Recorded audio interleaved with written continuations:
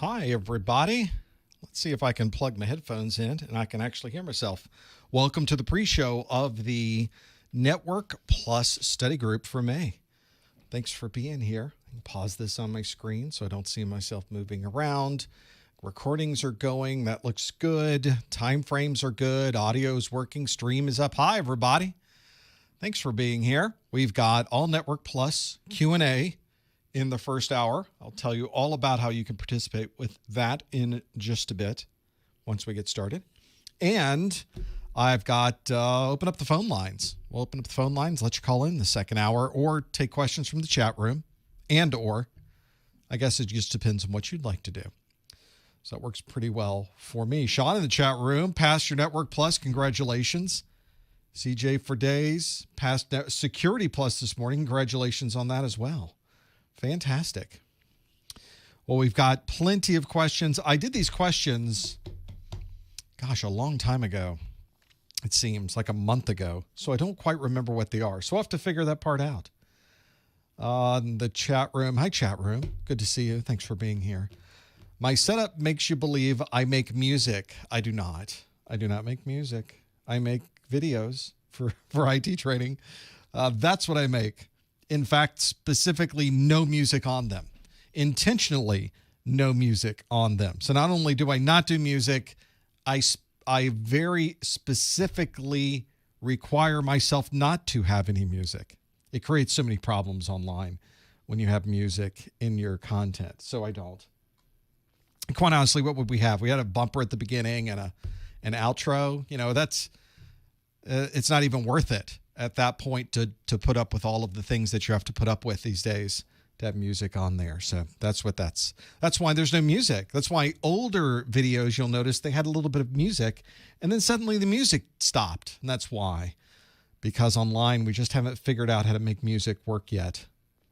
Unless you're the person doing the music, that's different. And I'm not. So there you go. So that was a long answer, wasn't it? I'm not even sure that was an answer, but there you go. That's what it was. Anyhow, like I said, all Network Plus. Yes, no tornadoes today. Fortunately, we are in pretty good shape here. Need to fix my camera view, make sure everything looks okay. Cameras are looking good here. You can't see them. They're actually up here. There's a big monitor up there, and I see the whole thing. It's like a 55-inch monitor where all of my camera angles are, and I can see everything. That all looks pretty good. We're in pretty good shape there. My Security Plus practice exams were absolutely amazing for preparing for the exam. Thank you, JD. Is there a reason you didn't do practice exams for Network Plus? It's not that I didn't do them. It's that I haven't done them yet. I'm writing them in order. Well, not really in order, but I've done the Security Plus practice exams book. I finished the Core 1 practice exams book. I'm working on the Core 2 practice exams book. And as soon as that one is done, I do have plans to do a practice exams book for Network Plus. It's just about time at this point. So you're talking about months from now, probably when you're already done with your Network Plus, I'm sorry to say. I'll probably have that available. What video switcher am I using? I'm using a Blackmagic Design 4K ATEM Studio something. I forget the name of the model, but it's their 4K Studio switcher. You can kind of see it there. Let me move my mic a little bit. That's it. The thing with the red and green light, that's my video switcher. It's an all-in-one unit, which is really nice. There's no separate piece. Everything plugs into the back of this. So all of the video inputs and video outputs plug into this directly. All the audio input and output plug directly into this. It's one unit. And it's so inexpensive. And it's, relatively speaking, it's not inexpensive, like $5,000. But it's... for this type of thing, I upgraded the entire studio to 4K last year. So it costs a lot of money to go to 4K. But boy, this one unit does 4K like a dream. It's remarkable what this is able to do, not just for the video, but the audio as well. I'm not even taking advantage of a lot of the audio because I have a different audio processor that I've used through the years. And I continue to use that with my existing physical mixer, which is what you see on this side.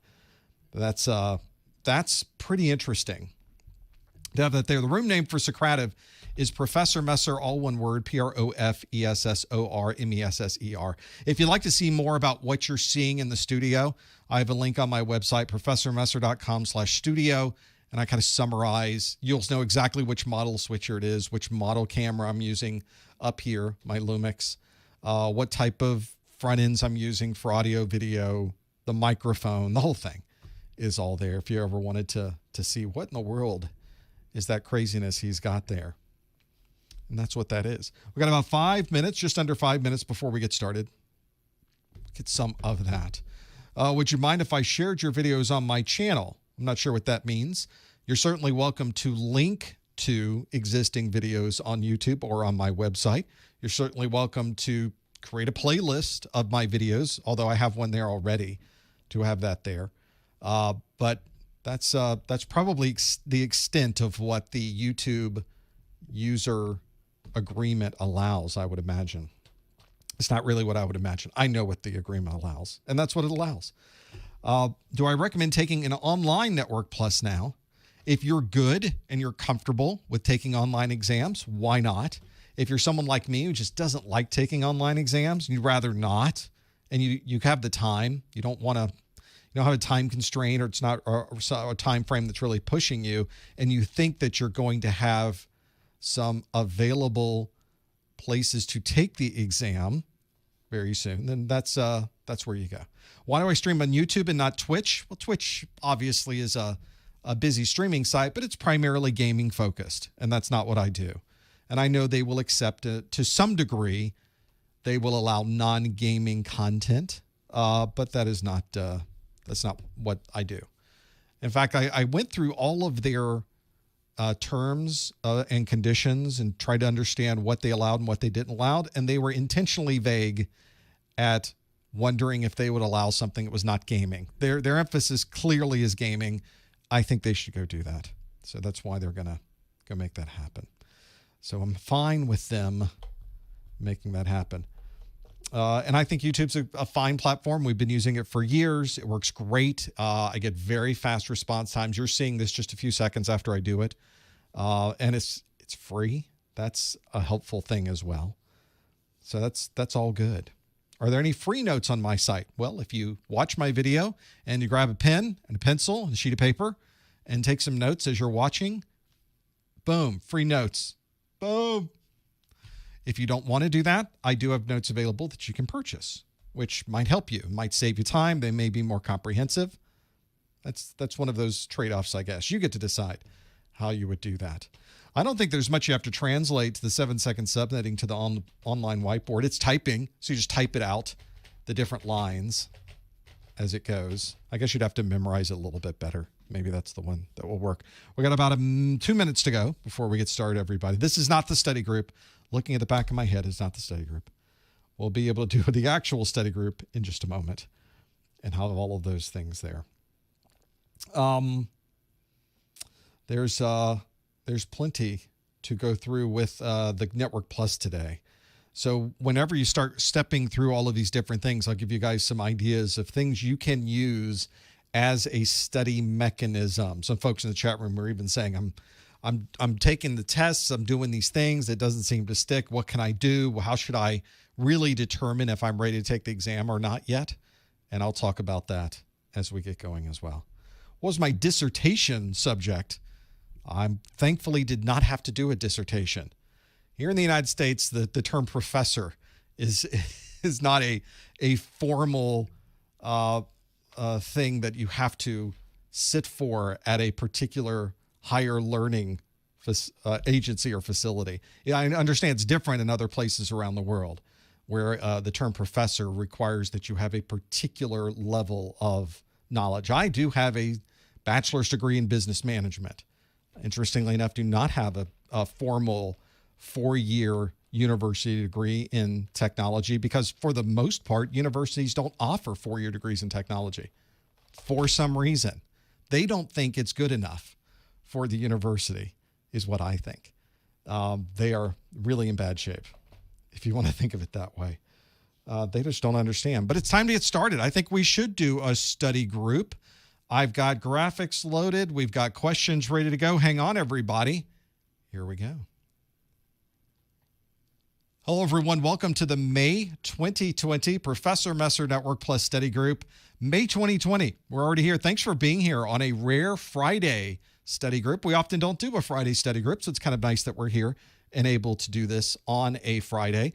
Thanks for being here. In this first hour, I'm going to ask you questions that come directly from the CompTIA exam objectives. So if you're studying for Network Plus, you're trying to get these topics all solidified in your brain so they can come out on the exam and you can get those questions right, you are in the right place, because I'm going to ask you all kinds of questions about that as we go through this. The way that you will be able to participate, oh, by the way, also, when we're done with that hour, we'll do the after show. And then I will ask you, have you asked me questions? We'll just turn it around and have that kind of thing happen. The way that you can participate in this first hour, though, is you go to professormesser.com/QA. And there is where you will see a question waiting for you. So pop open a new browser window. It's right there waiting for you.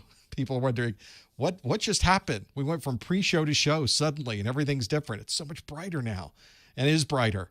That's because now you're thinking.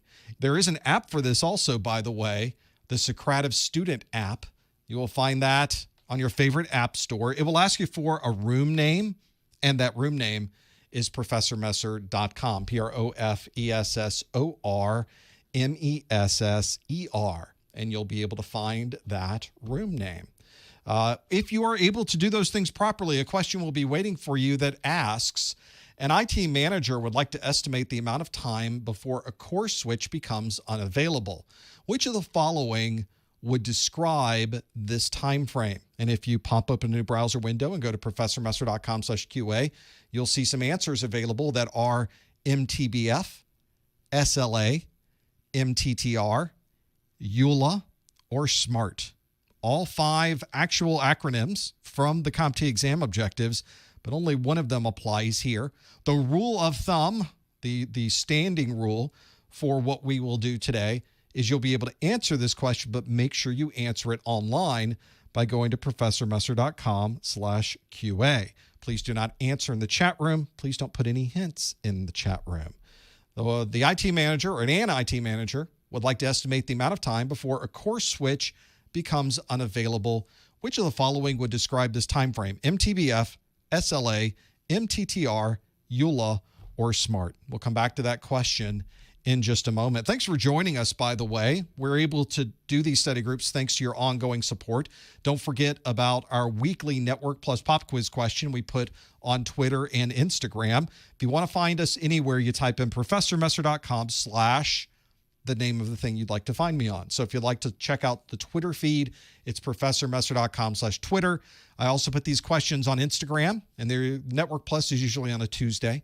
So you can find those at professormesser.com/Instagram. And of course, don't forget about our website and our YouTube channel at professormesser.com/YouTube. Also, think about subscribing. It actually does help a lot. I know every video watch says, please subscribe, please subscribe. That's because that's one of the metrics that YouTube really looks at. And thanks to your support, now I get to have meetings with them, and they get to help me through making sure the YouTube channel is something that you're able to use. I have a meeting with them on Monday, and I'm able to do that thanks to you. So if you'd like to help us look good for the folks at YouTube, you go to professormesser.com/YouTube and subscribe right there. Another way you can help support us is financially, but not by spending anything extra, by simply using our Amazon link at professormesser.com/Amazon. And that link will take you to this page where you can then click and go to Amazon. You pay the same price you've always paid at Amazon, but they give us a little bit of a commission. And those little commissions add up over time, helps keeps the lights on here. That's at professormesser.com/Amazon. Today, we're going to talk about Network Plus. This comes directly from the Network Plus certification N10-007. That's the exam version that we are currently on. This was an exam that was released on March the 1st, 2018, 2019, 2020, 2021. So at the end of 2021, we would probably see this exam retired. To say that means that now here we are in May of 2020. You got plenty of time if you're studying for your Network Plus exam to be able to take this exam version. The exam is one exam you have to pass, 90 questions maximum. You might get fewer than that. And it's 90 minutes long. You get a mixture of performance-based questions and multiple choice-based questions. We'll do some of those performance-based questions in just a moment. On my site, of course, is an entire course that you could watch for this exam. Every minute of every video is there. There's no registration. It's not behind a paywall. You simply visit the site and you're able to watch the videos. I know, it's crazy. Who does that? I do, I guess. You can also see them on YouTube. And I have closed captioning on there, closed captions that were created by a human, not a machine closed caption. And I also have transcripts on my site. So some of you that maybe are not able to hear as well, or perhaps English is your second language, those might be tools that you're able to use to help you with your training as well. We also have an offline version of this that you can purchase. If you're interested in more of this, you can find it at professormesser.com/getnetplus. We also have podcast replays of this available. You can load us in your podcasting program. You can find out about that at professormesser.com/podcast and get replays of my A+, Network Plus, and Security Plus study groups. I also have video replays that are available on my website. The video replay of this is available just a few minutes afterwards. It's automatically available on YouTube. I don't even have to do anything. It's just there. And in about a day later, I guess one business day later, my marketing manager, Lori, goes through the YouTube video for the study groups and puts timestamps on here. So if you ever want to jump to a specific question or a specific answer, or you're trying to find something that's going on, she's got the timestamps for you. So it's all there for you to find. What a nice thing to have. And this goes back years of these study groups. So that might help you if you're trying to find a certain thing from a certain time of that study group. Might help you. Let's go back to that question I asked. An IT manager would like to estimate the amount of time before a core switch becomes unavailable. Which of the following would describe this time frame? And I've got a few options available for you. One is MTBF, SLA, MTTR, EULA, or SMART. And if we see how we did, you locked in your answers. We can see that 60% of you say it's MTBF. 25% of you say it's MTTR. Only 8% said SLA, only 5% said SMART, and only 3% said a EULA. Well, this goes directly to the recovery concepts that you need to know for the Network Plus exam. The one that many people know right offhand is MTTR, the mean time to restore. You might also hear this called the mean time to repair. When something breaks, everybody wants to know, when is this going to be working again? When is this going to be fixed? That time frame is called the MTTR, the mean time to restore. This question, though, was asking you to estimate the amount of time before a device becomes unavailable. How long is it going to be until this device breaks? And most manufacturers of equipment, almost all manufacturers of equipment, will give you specifications that they estimate that this device will run before it fails. And based on those numbers, you're able to make some decisions about how you're able to respond to that. If this is a device that fails once a year, then you may want to have an extra spare device on site. If this is a device that is expected to run 10 years before it fails, then maybe you might have some other options. Maybe you have a pool of them you keep off site, or maybe somebody brings one within a certain number of hours. You've got some different things to work on with those. The idea of having an agreement where if something fails, that somebody has to show up with a piece of equipment in 4 hours. Anytime you have some type of agreement like that, some way that you're asking for some service and you want that service to be at a certain level, that's called a service level agreement, an SLA. So already we're seeing some of these terms that were on this page. In this case, the mean time between failures is what we were looking for. 60% of you did answer A, and that was the right answer. You already know that it's not the mean time to repair. You already know that it's not the SLA. You also now know that it's not SMART, which is the statistics that are stored in a hard drive that you could find out more about how a particular piece of hardware is performing, or the EULA, the end user license agreement. Licensing agreements aren't part of understanding when these particular core switches may become unavailable, to have those things there. So that might help you to be able to have those understanding of what those things might be. So if you're in a meeting and somebody says, what is the MTBF for this particular device? You need to know what they're talking about, because that's the term that they're going to use. Yes, you could Google it, but I guarantee if you're in a meeting and somebody asks you what the MTBF is and you say, I don't know what that is, let me Google what MTBF is, you may be asked to perhaps not attend the meeting anymore. And we don't want to have that happen either. So there's your first multiple choice question. This is a question from last month. We call this our rewind question. Make sure you get into the Q&A. You're able to answer questions. What I want to do now, though, is give you a different kind of question. As I mentioned, being able to understand what these particular exams will throw at you is important. The first set of questions you get on your exam will not be multiple choice questions. Multiple choice questions are questions that are like the one we just did, where you have an answer and then multiple choices there to be able to have that. But the first handful of questions you get on your exam will not be multiple choice questions. They will be performance-based questions. These are questions that are anything but multiple choice. They might be fill in the blank. They might put you at a command prompt and ask you to perform a function. They may have you do a drag and drop function on the screen. You may have to perform a configuration of a device. You might have to put things in order from highest to lowest. It may be a matching question. Think of it, all the different ways you can ask a question. That's what they could ask at the beginning of the exam. It's not necessarily a simulation. It's just a different way of asking a question. And in fact, one of the questions I have for you today is one of those where you have to put things in a particular order.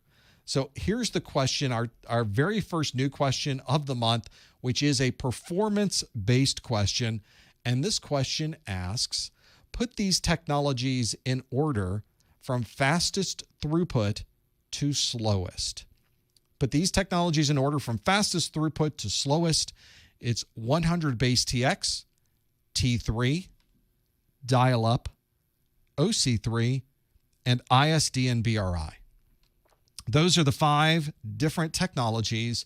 I want you to put them in order from fastest throughput to slowest. To be able to do that, you want to visit professormesser.com/QA and lock in your answer there. If you think they're already in the right order, put them in as A, B, C, D, E. You don't even have to type them in. Just type in A, B, C, D, E, and you'll be fine. Remember, this is one where we don't want to put answers in the chat room. We don't want to put any hints in the chat room.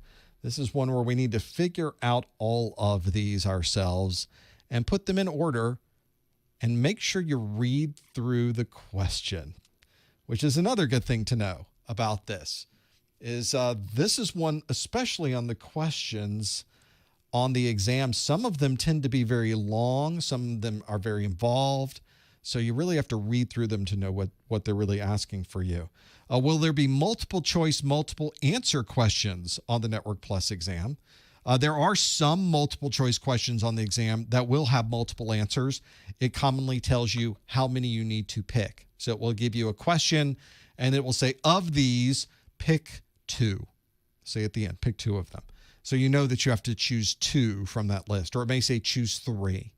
So it'll give you an idea. It just won't leave you and say, pick however many you think should be the right answer. Well, that's not what we were looking for. That doesn't help very much.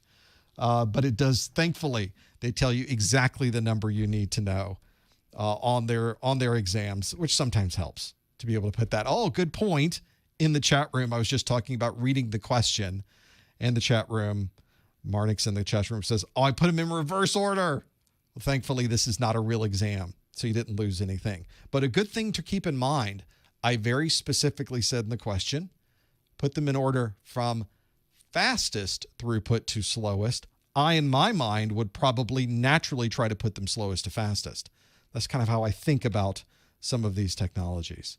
So let's see how you did with these 5 technologies, which are 1000 base TX, T3, dial-up, OC3, and ISDN BRI. Let's do them, each one of them, fastest to slowest. What do you think the fastest one on this list was? Well, if we went through the entire list of those, it is OC3. OC3 is 155.52 megabits per second. So about just over 100 meg, just over fast Ethernet, if you want to think of it that way. And which makes sense because fast Ethernet's next one on the list. 100 base TX is what we call fast Ethernet. It's what we called it at the time. We had Ethernet, and then we had to discern. We had to tell people this is much faster than Ethernet. This is fast Ethernet. Of course, that is now not the fastest Ethernet there is, but at the time, 100 megabits, that's so fast to have that there. Next on our list, the next fastest throughput is a T3 line, at about, we really usually say about 45 megabits a second. If you wanted to be detailed, it's 44.736 megabits per second. But anytime somebody references it, it's 45 megabits. That's the way I think in my mind with T3. I think most people do. In fact, OC3, we often say 155 megabits. We don't often put those extra dots in there, those decimal places, just to have those. Fourth on our list, since we're going to be moving down this list, you can see ISDN BRI is next because we can bind or have two channels bound together on those to get a total of 128 kilobits per second on those data lines. We're getting a little slower as we go here. And if we're finally down here at the end, there's only one left. The last one on our list is the dial-up lines. 56 kilobits per second is the base speed of a dial-up connection. So there we have our 5 different technologies in order from fastest to slowest. OC3 at 155 megabits per second, 100 base TX at 100 megabits per second, T3 at about 45 megabits per second, ISDN BRI at 128 kilobits per second, and dial-up at 56 kilobits per second. All of these continue to be used in different ways in different places, some more than others. These are technologies you'll find, especially with networking. We don't tend to get rid of technologies as fast as we do when you compare it to other things like operating systems or motherboards. Once you install one of those wide area network lines, they're in there for years. So it's not uncommon to still see some T3 or even ISDN in use in some places. ISDN has some very niche uses, especially with voice, radio type communication. Does come in handy. And dial-up can even be useful for organizations that need some way to manage devices when the network is no longer working. So it's useful to have that there. If any of these look unusual, they don't look familiar, you're wondering what that technology is, make sure you check out the videos and the exam objectives. You need to know what all of these different technologies are and being able to use them. And if you're like me and you would put this in the wrong order, if you put it in slowest to fastest, that's another thing you can put in your checkbox on the exam to remember about those, because you need to make sure you put them in the exact location to have them there. Let's shift gears now and move towards some multiple choice based questions. I've got another one available to you since we're talking about these types of connections. Let's do this question that asks, which of the following would be the most common choice for the console connection on a switch? Would it be RJ11, BNC, F connector, DB9, or MTRJ? Which of the following would be the most common choice for the console connection on a switch? RJ11, BNC, F connector, DB9, or MTRJ? Lock in your answer by visiting professormesser.com/QA. See if you happen to know what that is. Please, no comments in the chat room, no hints in the chat room, no answers in the chat room. Have all of those there. If you're someone who's managed switches and routers and firewalls and other infrastructure equipment, this may be a gimme for you. Those are always good when you have some practical experience. I love when they ask me a question about something I've done. I can say, yes, I know the answer to this one. I know, based on that list of 5 things, which one would be the most common choice for the console connection on the switch. Interestingly enough, on that list, there may be 2 of those that you might have worked with a console connection. I'll give you a little story once we get to the answer, and maybe you can have a look through those and work through those pieces. This is pretty good if you're trying to figure out those details, which you might run into. I'm looking at the answers come in. Stop Googling. No Googling of the answers for those. For the question earlier about Googling, somebody saying if somebody asked you what the MTBF, what the mean time between failures was for a device, that is when you Google. You're absolutely correct. That's when you go to that manufacturer's website, you grab the specifications page for that piece of hardware, and down at the bottom of the specifications page, they very commonly put the MTBF for that device. That's what it does to have all of those things there.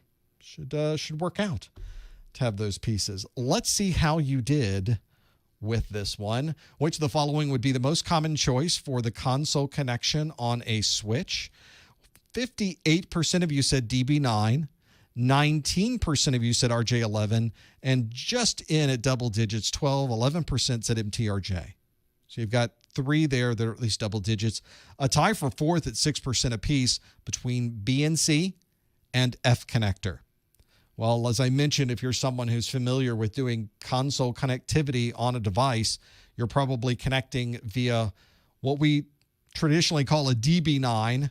Colloquially, we call it a DB9 connection, which is a serial connection. Very commonly seen as serial ports on a device, as a console port on a switch or a router or other devices. Technically, it's a DE9 because the E, the second letter, is the size of that D-shaped connector. So it's a D-shaped connector, the size DE9, technically what it is. So you may see cables and connectors that fit these called DB9. You may see them called DE9. It's the same thing. What happened is we started with the DB25. That became a very popular serial connection, was DB25. And then we shortened it and got a smaller version of it, which was a 9-pin connection, and we still used the DB. We didn't know that it was the size of the connection itself. So it's one of those interesting bits of trivia and history in the industry. Very commonly used for these types of RS-232 or serial type connections. Although on many devices, especially newer devices, you think serial connectivity, the latest type of serial connection is the universal serial bus, or USB. Very commonly to plug into those connections is USB. That's the connector that you would use for the console connection on a switch. So you may see a USB connection these days. You might see an RJ45 connection on some of these devices, and the RJ45 is just an easy way to have a small interface on the device, and you'd have to have some type of converter that would convert it to either USB or DB9 on your side.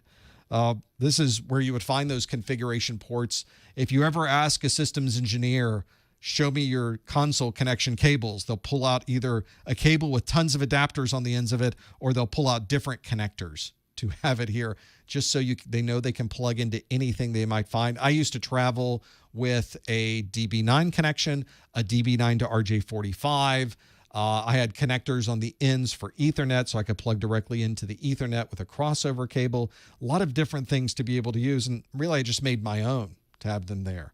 Very useful to have that. So if you did answer DB9, that is the right answer. 58% of you got that one right. RJ11 type cable connections, those are those 6-position 4-wire type connections, are commonly used for phone lines. They're not commonly used for console connections, but I will tell you, I have a power distribution unit. I use multiple power distribution units here in the studio that I connect to over the network to control. So when I want to turn the lights on here, I can stay at my desk and I can control all the lighting. Well, the way you configure those is with a console connection, and it uses RJ11.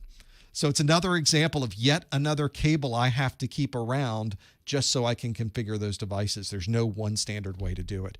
BNC is a type of cable, coax cable connection that has a way to lock it in place with a bayonet. That's what the bayonet of the BNC is for.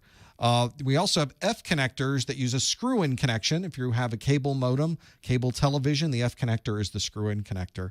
And the MTRJ is a fiber connection. You wouldn't commonly see that for console connections. Console connections are usually copper because it just assumes you're going to be sitting right in front of the device and using it. So if you answered D, DB9, 58% of you got that one absolutely right. Well done. Let's keep this going. I've got another question for you. The next question on the list asks, a server administrator has received a notification from the help desk that a server is experiencing a high number of CRC errors.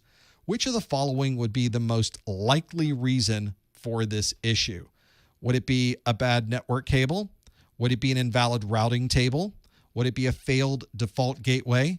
Would it be a duplicate IP address? Or would it be that the DHCP server is down? A server administrator has received a notification from the help desk that a server is experiencing a high number of CRC errors. Which of the following would be the most likely reason for this issue? Would it be a bad network cable, an invalid routing table, a failed default gateway, a duplicate IP address, or a DHCP server is down? Yes, there are tons of acronyms you have to know, and this is another example of one of those. If you think you know what all these things mean, lock in your answer. Go to professormesser.com/QA. And I would probably say of the operating systems, of networking, of security, and sort of all of the different things you'll run into in IT, networking probably has the most number of acronyms. I must agree. There's so, especially when we get into wide area networks, it just opens up a whole new world of acronyms.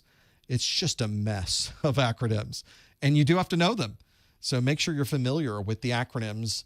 Network Plus has a lot, but fortunately, if you're heading through Network Plus and your way to Security Plus or something else, once you get them down, once you get the acronyms down with Network Plus, you're fine for the rest of your career, it seems. Those are the hardest ones to really get down. At least that's the way it was for me. When I was passing through the network administration part of my career, that's really the things you run into, the new technologies. They'd use different acronyms. We had all these different protocols. The protocols alone are tons of acronyms you have to know. So this is a good example of an acronym. Here we have CRC errors. If we know the acronym, it might be able to help us, maybe.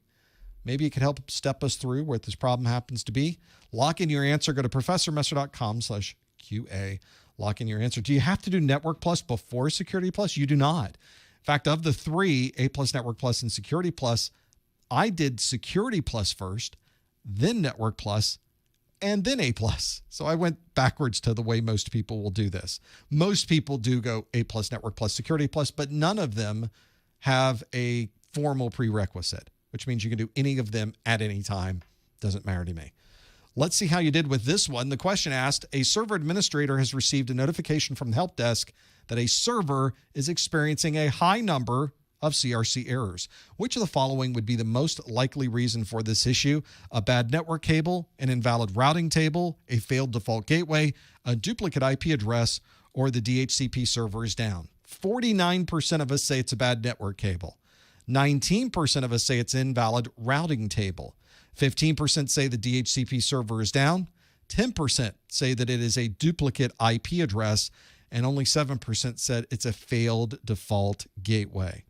One of the things that you need to know, and that will come up quite often in networking, is understanding kind of the core functionality, the core health of a particular interface on a device. Like there's a whole section of the Network Plus exam that talks about understanding how healthy the interface of a device happens to be.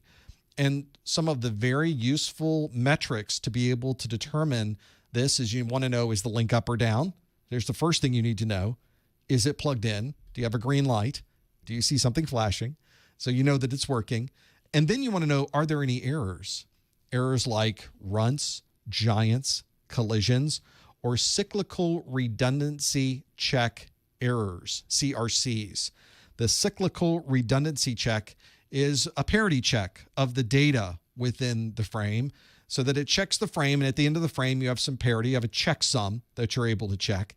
And so it's able to make sure that everything matches between those two. If they don't match, this frame was corrupted somewhere along the line, and we can throw it out.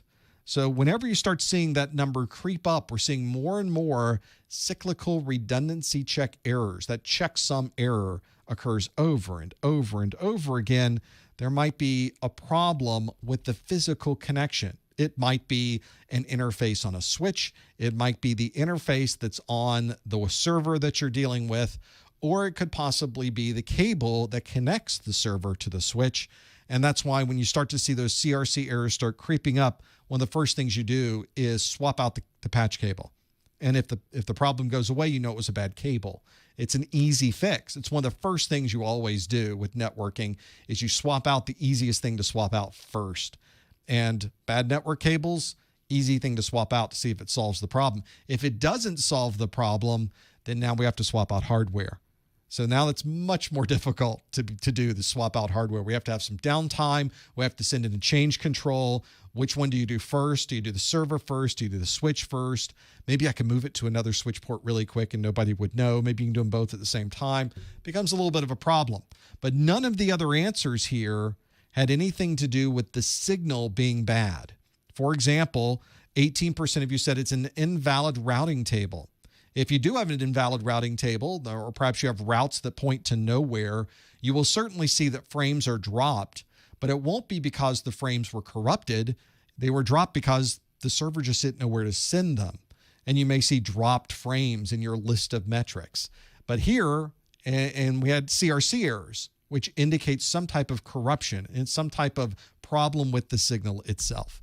15% of you said the DHCP server is down. If that's the case, we don't get an IP address. We're not able to communicate outside our own subnet. We probably get assigned an API-PA address.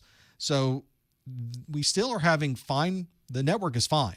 The signal is fine. We're not getting CRC errors. We just can't communicate outside of our subnet if the DHCP server is down. That would not be our problem either. 9% said a duplicate IP address, kind of similar to the DHCP server being down. In that we have an IP addressing issue associated with this. But again, the signal is okay. We don't see any problems with a duplicate IP address causing CRC errors. You're not going to see that happen. And a failed default gateway, well, that would be a big problem. We would not be able to communicate off of our particular subnet. But that means we're sending a frame to a default gateway. We send the packet of IP data to that default gateway, and that default gateway isn't there, so the packet goes nowhere in all of those. And in that particular case, we just see drop frames. Nothing's happened. We're not seeing a response back from any of these. We don't see CRC errors, a cyclical redundancy check to have those. If you have a duplicate IP address causing collisions, what metric would you see? Well, duplicate IP addresses don't cause collisions. Duplicate IP addresses are just duplicate IP addresses on two different devices, and you'll see the two devices sending, you'll see two different MAC addresses sending the same IP address. The term collision is a very specific term dealing with communication of Ethernet at its lowest level. So you want to be careful in using the term collision to describe something that may be a duplication of technologies on the network, because that is not what an Ethernet collision is. And if you do have a duplicate IP address, you'll probably see problems with your ARP tables. You will have a problem with those two devices communicating, but you're not going to see CRC errors, and probably won't see any other metrics accumulating other than those two. These days, fortunately, most of our operating systems recognize when that IP address is already there, and they won't allow a device to come onto the network that has a duplicate of something that's already existing. Of course, that's not always the case. So you do have to play the game if you run into that duplicate IP address of breaking things apart, looking at ARP tables, capturing packets, finding the device that's the duplicate. In this case, 52% of you were spot on. This is a bad network cable, CRC error, some type of physical problem. This is a layer 1 issue. This is one where we need to fix an interface or fix a cable and get rid of those CRC errors. This should not be a common situation where CRC errors should be showing up. So make sure you get rid of all of those types of problems.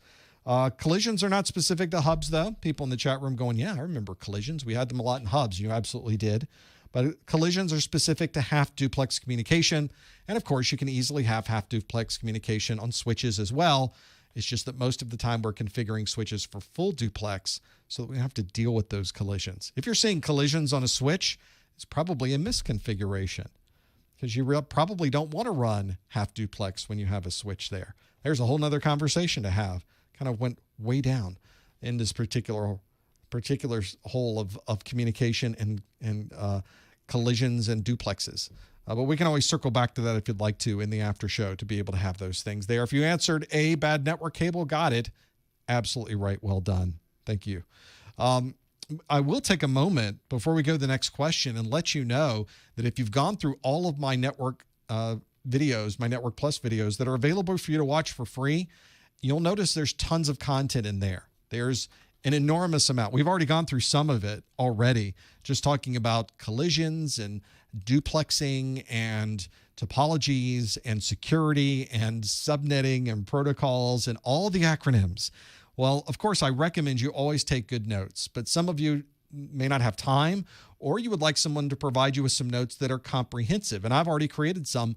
These are my Network Plus course notes. You can find out about them at professormesser.com/NPCN. Here's a set of the course notes I have on my screen. It's a PDF. You can download this and have it available to you immediately 66 pages of content, all indexed. I can jump to anything at any time. In fact, let's jump to some copper connectors. We'll jump right to the page, and you can see all of the visuals, all of the text, all of the charts, all of the details. They are all in these course notes. They are available in both a digital and a physical form. You can find the one that you'd like to use, have it there. The physical form costs a little bit more to have available, but I send it to you as an actual book. It's the same content, of course, with the same information.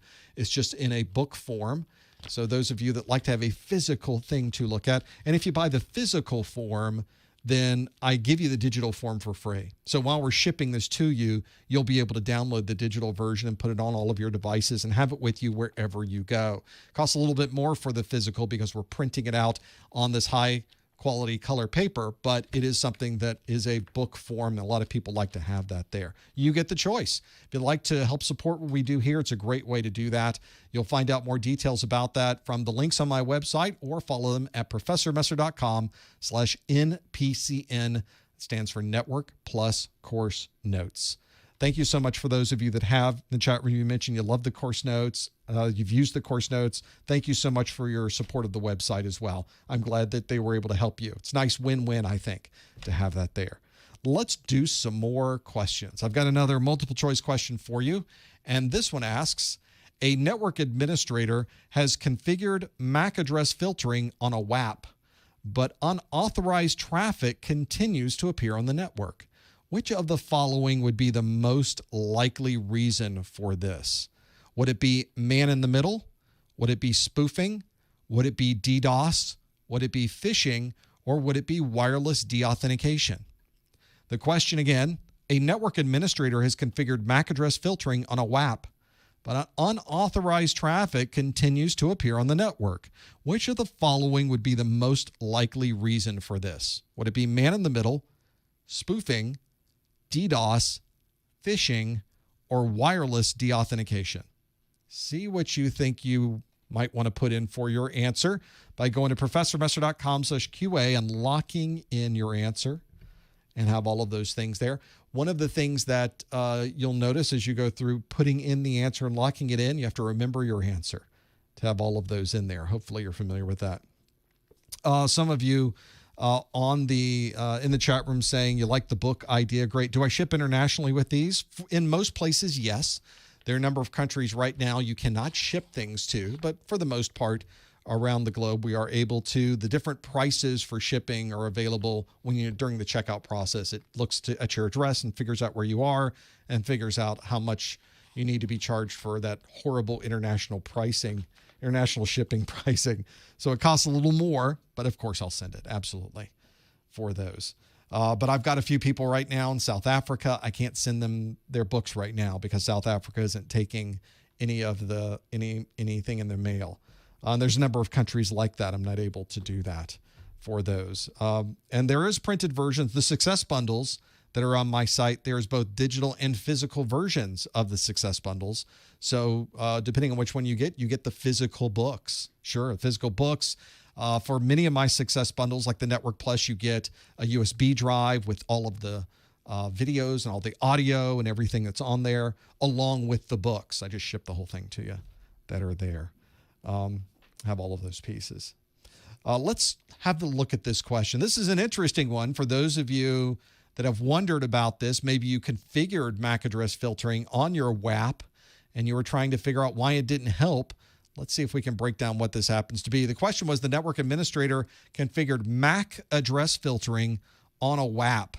So already I'm throwing some acronyms at you immediately in this question. But unauthorized traffic continues to appear on the network. Our MAC address filtering on the WAP didn't seem to help. Which of the following would be the most likely reason? Man in the middle, spoofing, DDoS, phishing, or wireless deauthentication. 58% of you say spoofing to have that there. Spoofing was the answer for 57%, although 23% of you say man in the middle was the answer. 14% said wireless deauthentication. 4% say DDoS, and 1% said phishing for all of those. Well, one of the things we have to look at, we have to understand MAC address filtering. We're not talking about Apple Macs. We're talking about a media access control address, or the physical burned-in address that is on a device. And we have to know what a WAP is, a wireless access point. Those are the two that you have to know. So those two things are useful to know. If somebody is getting around your MAC address filter, then it's probably, based on the list of things here, the most likely reason for this is probably that they found a MAC address that works in your list, and they are spoofing their device to pretend to be the MAC address that is in your filtered list. That is one absolutely that you will find. Spoofing is sort of a generic term. This applies to many different situations where a device pretends to be something it isn't, where it pretends to be someone else, a fake web server, a fake DNS server, a fake MAC address on the network. And MAC address filtering is so easy to have this here because you can configure the MAC address usually in the driver of your computer, is probably in the configuration settings of your Ethernet card, is a place where you can manually put in the MAC address you would like it to be. If you would like your MAC address to be A, B, B, C, C, D, D, E, E, you can do that. So that's one of those when you start getting into understanding how to get around some of these administrative mechanisms. That is a very easy way to do it, especially on a mechanism like a MAC address filtering that has no security associated with it. A MAC address filter is not a security mechanism. It's an administrative function. So this is not what you would use to prevent people from getting on your network for this very reason.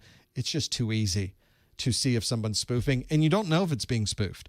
There's no way to tell if a MAC address is being spoofed because it just comes across as if it looks just like the actual MAC address that was there originally, or the MAC address that someone configured. There's not something special in the packet that you could look at. There's no secret bits that have been turned on in the frame. The MAC address just is something different. Someone could change their MAC address every minute, and it would be a different MAC address, and you'd have no idea for those, to have those capabilities there. I don't call it obfuscation in my video. I call it security through obscurity. MAC address filtering is a very common way to put in and try to filter things out. But if you know the method that's used for the security and you can circumvent that by knowing the method, that's called security through obscurity, to have those pieces there. One of the things that you'll run into with MAC address filtering is that's the way around it, is you simply spoof a known good MAC, and now you've circumvented the filter. Good security mechanisms would not allow you access even if you knew the method that was being used. So another thing to think about with security. You'll learn more about those things when you get into Security Plus. 22% of you said man in the middle. Man in the middle is very uncommon to see. And if we're talking about MAC address filtering, that's not how you get around MAC address filtering with man in the middle. It certainly is a way to get through certain networks that you may not have access to. But for circumventing a MAC address filter, so much easier just to spoof your MAC address. You don't need to involve anyone else.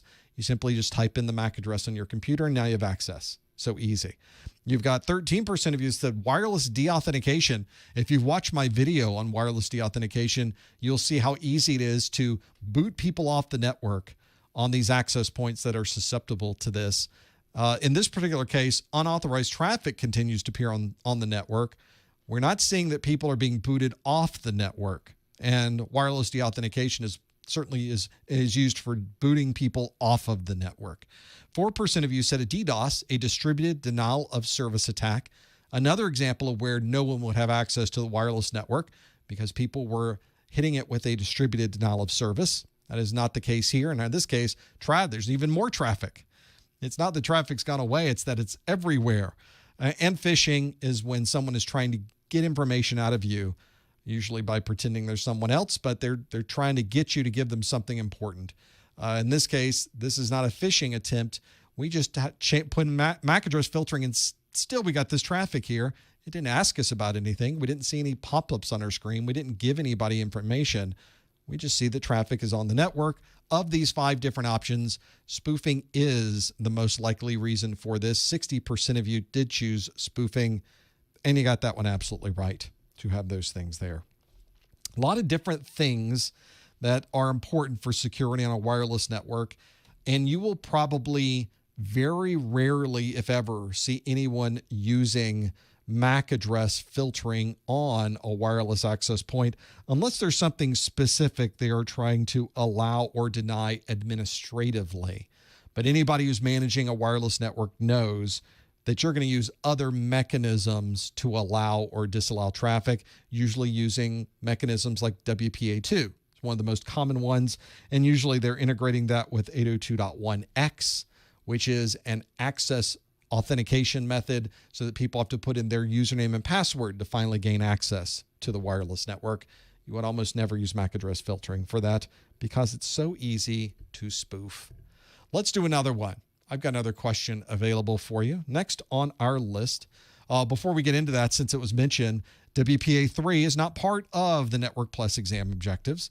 In fact, it's kind of hard to even find it being used extensively yet. WPA3, probably the next rev. We'll probably see that. If you're ever wondering, is this on the exam? Is that on the exam? Always go to the exam objectives. And they'll tell you exactly what you need to know for the exam. In reality, WPA3, not a huge change to WPA2. So not a significant thing not to have on the exam at this point. And I imagine by the time Network Plus is updated, that's probably where we'll start seeing a lot more WPA3 being used in those networks anyway. So probably timing-wise, it'll probably work out just fine. Let's go to the next question that asks, an HR manager is reporting a problem with garbled telephone calls. Which of the following would be the best tool to troubleshoot this issue? Would it be a TDR, a punch-down tool, a protocol analyzer, a cable tester, or a toner probe?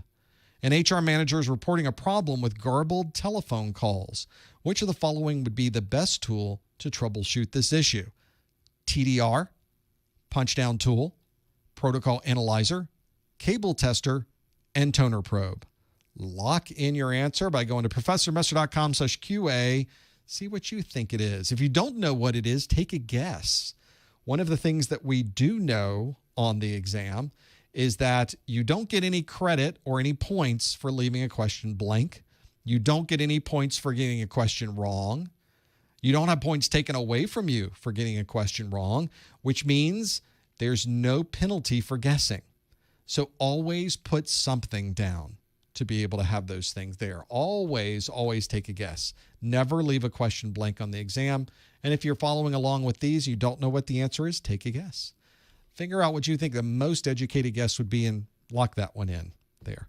In the chat room, is it sufficient to watch all of your videos and study from the course notes to pass the Network Plus exam? I would not consider any single source as some final thing that I would use for the exam. I think I would use as many possible resources I can get my hands on.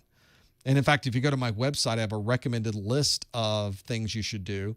And that recommendation is 4 major categories: videos, books, Q&A, and hands-on. Get those 4 categories covered. And if you can cover all 4 of those categories, you're in pretty good shape. Videos, books, Q&A, hands-on for each of those. Now, depending on how much you know about the content already, you may be able to get away with not using 1 or 2 of those different resources. Everybody's different in what they already know and how they learn. Some people only watch my videos and they go take the exam, they do great. Some people would watch the videos, they get a good book, they do some hands-on, they do some Q&A, then they go take the exam. It's up to you and how much you know and how well you feel about it, how comfortable you are with those different things. Let's see how we did with this one. The question asked, an HR manager is reporting a problem with garbled telephone calls. Which of the following would be the best tool to troubleshoot this issue? A TDR, a punch-down tool, a protocol analyzer, a cable tester, or a toner probe? 39% of you said you would use a cable tester. 23% of you say protocol analyzer. Almost a tie at 22% say you would use a TDR. 13% said a toner probe, and 3% said a punch-down tool. To have those things there. Anytime you hear anyone complaining of problems with the quality of a phone call, that it's jumbled, it's garbled, it's a problem with trying to figure out what people are saying. They sound like they're underwater. You're getting echoes. It's the call quality of the audio itself that is your problem, then you need to start understanding what's going back and forth between that voice over IP phone and the rest of the network. And one of the major categories, one of the major metrics that we like to have when we're dealing with voice over IP is a metric called jitter. That's because with voice over IP, you have hundreds of tiny little packets coming into that phone, and all of them are being put together to make that audio signal that we hear in our ear. So whenever we start working through this and trying to figure out those details, this issue is really a big issue. We start getting into more understanding of why we're getting garbled telephone calls in that piece. So with voice, it's even worse because if a packet is missed, if it's one that's corrupted along the line, if it comes in out of order, or if it comes in late and we happen to lose that packet, we may not hear things properly. It may sound jumbled in our ear. It may be a little bit of a problem to be able to understand what that is. People in the chat room saying, I didn't specify whether it was voice over IP or analog. We're going to pretend it happened today. We're going to pretend it happened right now. So it's voice over IP. Jitter is this time between the frames. We want these frames to be coming in at a very common expected order and time frame. We don't want a lot of delay between the frames. For example, we want the frames to come through in almost exactly the same amount. Boom, boom, boom, boom, boom, boom. We know that they're coming in exactly the order in exactly the same time frame. If we happen to see one come through and there's a big gap where you may be missing information, there may be garbage on those things. It may be sounding like it's underwater. It depends on how long that jitter happens to be. So people will say, what's the jitter value on this? It's a very common statistic you happen to see for voice over IP communications is the jitter. So this is one where you don't have a chance to buffer. You don't have a chance to save that up. The phone call is in real time. If you were buffering a phone call, you'd never be able to communicate with the other side. So usually what you do is just drop anything you missed and you just keep it going. And that's why you may hear if somebody drop out in the middle of a phone call, you say, well, I missed that last part. Could you repeat that, please? I must have had some frames coming out of order. My jitter values must be getting too large. Perhaps I had some corruption on the network. We had to drop those frames because there's no way to retransmit them. It's too late at that point. And so jitter is something you really have to watch for. But how do you measure jitter? How do you go through an understanding what these values are? How can you monitor that over time? This is done at the packet level. You need to be able to measure these tiny little gaps. I'm going to measure that gap. Then I'm going to go measure that gap. Then I'm going to measure this gap, that gap, this gap, that gap, and that gap. And then I'm going to average them together and give me a jitter over a time frame for those and be able to have those pieces there. Whenever you start dealing with jitter, that's one where you're going to need some way to look at the packets, and the best way to do that is with something like a protocol analyzer. 22% of you chose C, the protocol analyzer. One of the best ways to look at voice over IP traffic is to look at the traffic itself. Very easy to see that and break down what those happen to be. Now, why wouldn't it have been one of these others on this list? Whenever you start breaking through those and trying to figure out what they are, let's take them one at a time and see why this would or may not have helped us. One is a cable tester. Our problem with this particular telephone call isn't that we weren't able to make the call, or it's that the phone call was not going through or the phone call was not working properly. It's that there was some garbling going on. It was working most of the time, we could assume, but there's probably a little bit of garbling in the middle of the phone call. So being able to look at those packets becomes pretty important. The cable tester would only tell you if the cable was good. In fact, most cable testers are very basic. They will tell you if it's wired properly. That's very basic. It doesn't even tell you the quality of the cable. It doesn't tell you if the cable is able to handle gigabit speeds. It just tells you that pin 1 is connected to pin 1 on the other side, pin 2 is connected to pin 2 on the other side, and so on. So cable tester would probably not be the right response here. In fact, even with analog telephones having a problem, that's not going to help you either. Because with telephones, they either work or they don't. It's the quality of the signal becomes the issue, and a cable tester isn't going to help you with that either. Any place where you might have an understanding or want to get an understanding of the quality of the cable, then you'll need something a little smarter, like a time domain reflectometer or a TDR. TDRs are able to look at a cable and examine the quality of the cable. Is the signal able to get from one side to the other of that signal going across? Was there crosstalk? Were we getting a little bit of echo back, a little reflection back, which may indicate a problem with the cable itself? It's looking at the physical characteristics of the copper of the cable and telling you the quality of that and telling you if it's able to support 100 megabit speeds, gigabit speeds, and that type of thing. TDRs generally are a layer 1 analysis device. They don't capture packets. They don't analyze jitter. They don't tell you a lot about what's happening with protocols going over the wire. They're just testing the wire to see if you were to put data on this, is it going to be able to get the data from point A to point B, and it will give you a yes or no to be able to understand that. And if it's no, it will tell you why it would not be able to do it. And also on our list was a toner probe. This is really two devices. You have a toner, a tone generator that you would plug into one end of a cable, and then you have an inductive probe that you would use to find where that signal is coming through on the other end of the cable. It's really useful if you have cables that go into the wall and then they go down the corridor in the ceiling and then they pop out of the wall and you have no idea where the ends of those cables are. Your toner probe, the combination of the toner and the probe, helps you find where the ends of those cables are. They tell you nothing about whether the cable was wired properly, tells you nothing about the quality of the cable. So toner probes wouldn't help us with our garbled telephone calls either. And a punch-down tool, very useful for connecting the wire into a punch-down block. Usually it's on the wall inside of a network closet or in an IDF or MDF. The punch-down tool, very useful for that, but it's more of a connectivity tool. You're connecting a wire into this type of punch-down block. Only 3% chose that one. You were right to avoid that. Either a 110 block, a 66 block, or a standalone connector for punch down. You may have a little jack that has a punch down on it. You're punching down on the jack to have all of those there. Of this particular problem, and I understand some of you think that we have analog phones somewhere. I'm not sure where those are anymore, but voice over IP is what your HR manager is using. If your HR manager is on an analog line, I have to question where they may be working at this point. I think pretty much everybody's converted over to voice over IP at this point. The right answer and the best way to troubleshoot this issue is to be able to understand the jitter, and the only way to do that is to capture the packets, and the only way to do that from this list is option C. The protocol analyzer is your best option. 22% of you chose protocol analyzer. That is the correct answer. Nothing else on this list gives us a breakdown of jitter. TDR doesn't do it. A punch-down tool doesn't do it. A cable tester doesn't do it. And a toner probe does not do it.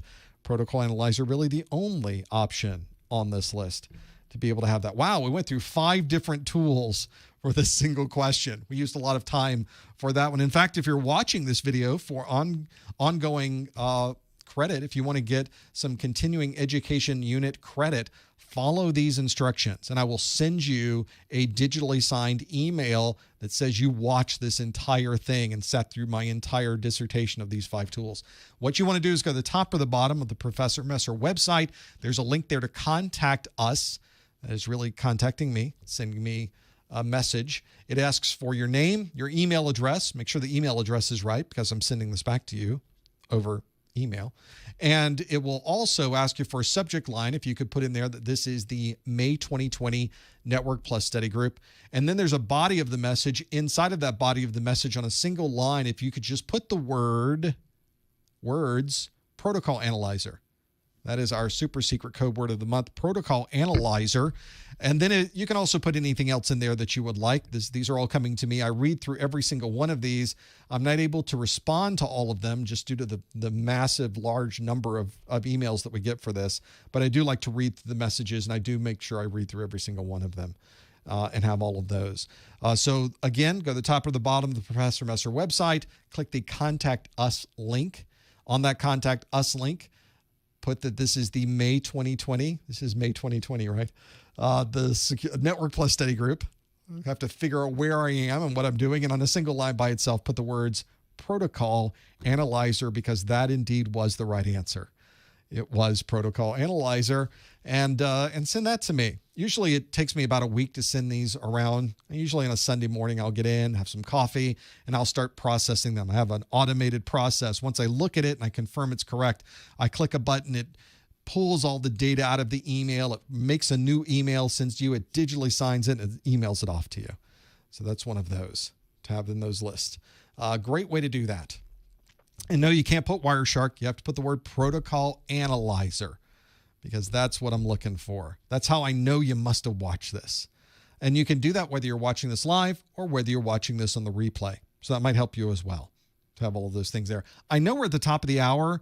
Let's do one more question and fit in there because I talked so long on that last one. And then we'll open up the phone lines. We'll go through one more question that asks, a network engineer would like to configure a switch to prevent any network loops.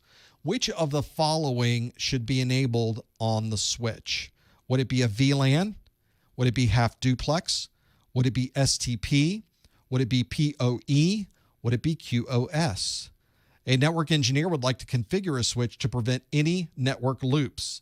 Which of the following should be enabled on the switch? Is it VLAN, half duplex, STP, PoE, or QoS? Lock in your answer by going to professormesser.com/QA, locking it in. Maybe we'll rebound from that last question. A lot of you think you got it right with those, figuring out those details. Maybe it would be. Or maybe you've never seen some of these. In fact, all 5 of those are real things, by the way. So one of these, especially working through all 5 of these, those are real things. All of those odd acronyms I have here, didn't make them up. Absolutely real. So make sure you know what those are. Even if you know the answer and you're looking through some of the other acronyms, you're wondering, I don't know what that acronym means. Make a note of it. Go figure out what that acronym means, because they all came from the Network Plus exam objectives. So that's one that you may want to know. A network engineer would like to configure a switch to prevent any network loops. Which of the following should be enabled on the switch? Is it a VLAN? Is it a half duplex? Is it STP? Is it PoE? Is it QoS? To have all of those things there, we have to wonder what we might have in that list and all of the different pieces. Let's see how you did with this one. 80% of you said that it's STP. We've got 10% that say it's VLAN. And now we're in single digits. 6% said QoS, 5% said half duplex, 1% said PoE. 78% of you were right, pretty solid. You say, yeah, that's a pretty big number, STP. But is that the right answer? Could this be like the last question? No, it's not at all. Because that's exactly what we would be doing, is protecting our network using spanning tree protocol. You may see this also referred to as 802.1D. Although I don't even think that term is in the exam objectives. Maybe it is. If it's in the objectives, you need to know it. If it's not in the objectives, you don't need to know it. But it's one where you may see that listed in a group of things that a switch supports. This switch supports 802.1D. Well, what's that? What are you talking about? I hate it when switch manufacturers do this. They try to make their specification page smarter than it really is, when they really should just be saying that's spanning tree protocol or STP.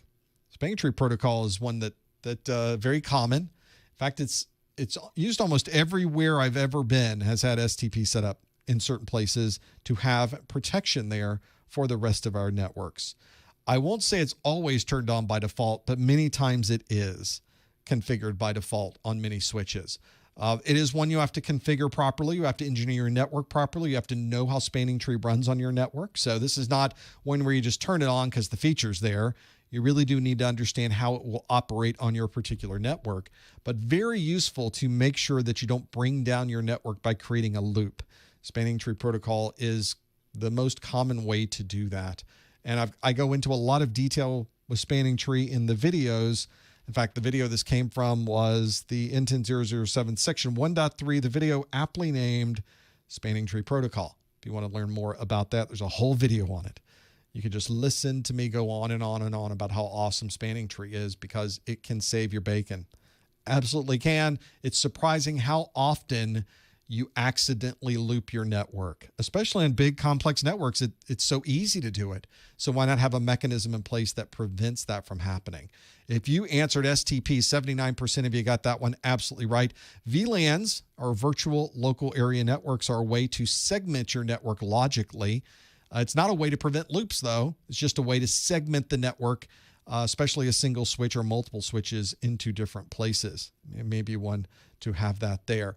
Half duplex, we talked earlier, that's a way of communicating over the network. It's not a way to prevent loops. PoE, power over Ethernet. Very common way to power devices without having to plug them into some type of power source. We commonly power voice over IP phones and wireless access points and cameras and other devices these days using PoE. And QoS, quality of service, is a way to have certain applications have a higher priority on the network. A good example we just used was voice over IP. We want to be sure our voice communication works, even if somebody's doing a really big file transfer on the same network at the same time. QoS will make sure that the voice communication has a higher priority than something like a file server or file transfer communication, to have those there. Yes, I did mention 802.1x and I mentioned 802.1d. Those are two different things. The X does not stand for like put a letter in there. That's really an X. 802.1x is a different thing than 802.1d. They do completely different things. So make sure you're familiar with both of those. Since you brought it up, that would be a good thing to compare and contrast what the differences are with those. Whenever you see a standard like 802.1 and then you see a capital letter, it's referring to a functionality. It's a part of the standard now. It is a standalone function that is standardized. So that's one where you'll see STP works across many different switches because it follows the 802.1d standard. And now there have been additional standards after that to add on to spanning tree. But if you learn about spanning tree, we sort of build on from there. Rapid spanning tree is a good example of how we do things like that, and breaking all of those things down and working through them. And lowercase letters are different than uppercase letters in the standards to make things more complicated. But that's okay. We won't get into that today. We'll deal more with understanding. Just knowing that spanning tree was the right answer is more than we would ever need to know about. Now, if you're somebody who's trying to figure out what you need to know for this exam, I mentioned a few times you need to know the objectives. Make sure you go to professormesser.com/objectives and get your set of Network Plus objectives. They're free.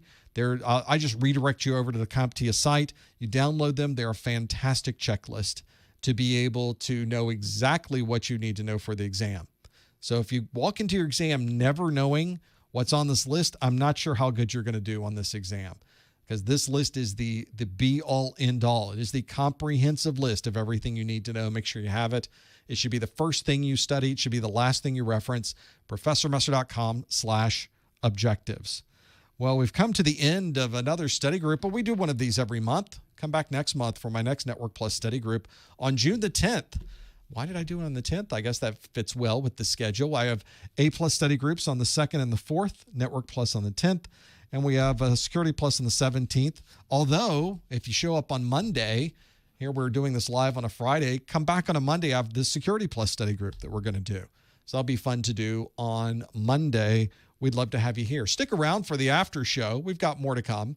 I'm going to turn this around. I'll take questions from the chat room. There's already been a few there that we can talk about in the after show. I'll open up the phone lines. You're welcome to call in as well. Don't forget about following us on the Twitter, professormesser.com/Twitter. Also got our Instagram and YouTube links up there as well. If you just want to find me, type in professormesser.com/ the thing you would like to find me on, and you will probably find me there. Network Plus course notes is a great way to support the site, and find out more about those at professormesser.com/NPCN for Network Plus course notes.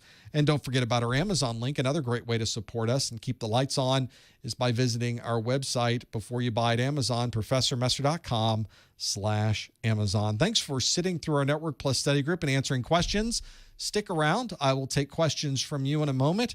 We appreciate you being here. We'll see you next time on the Network Plus study group.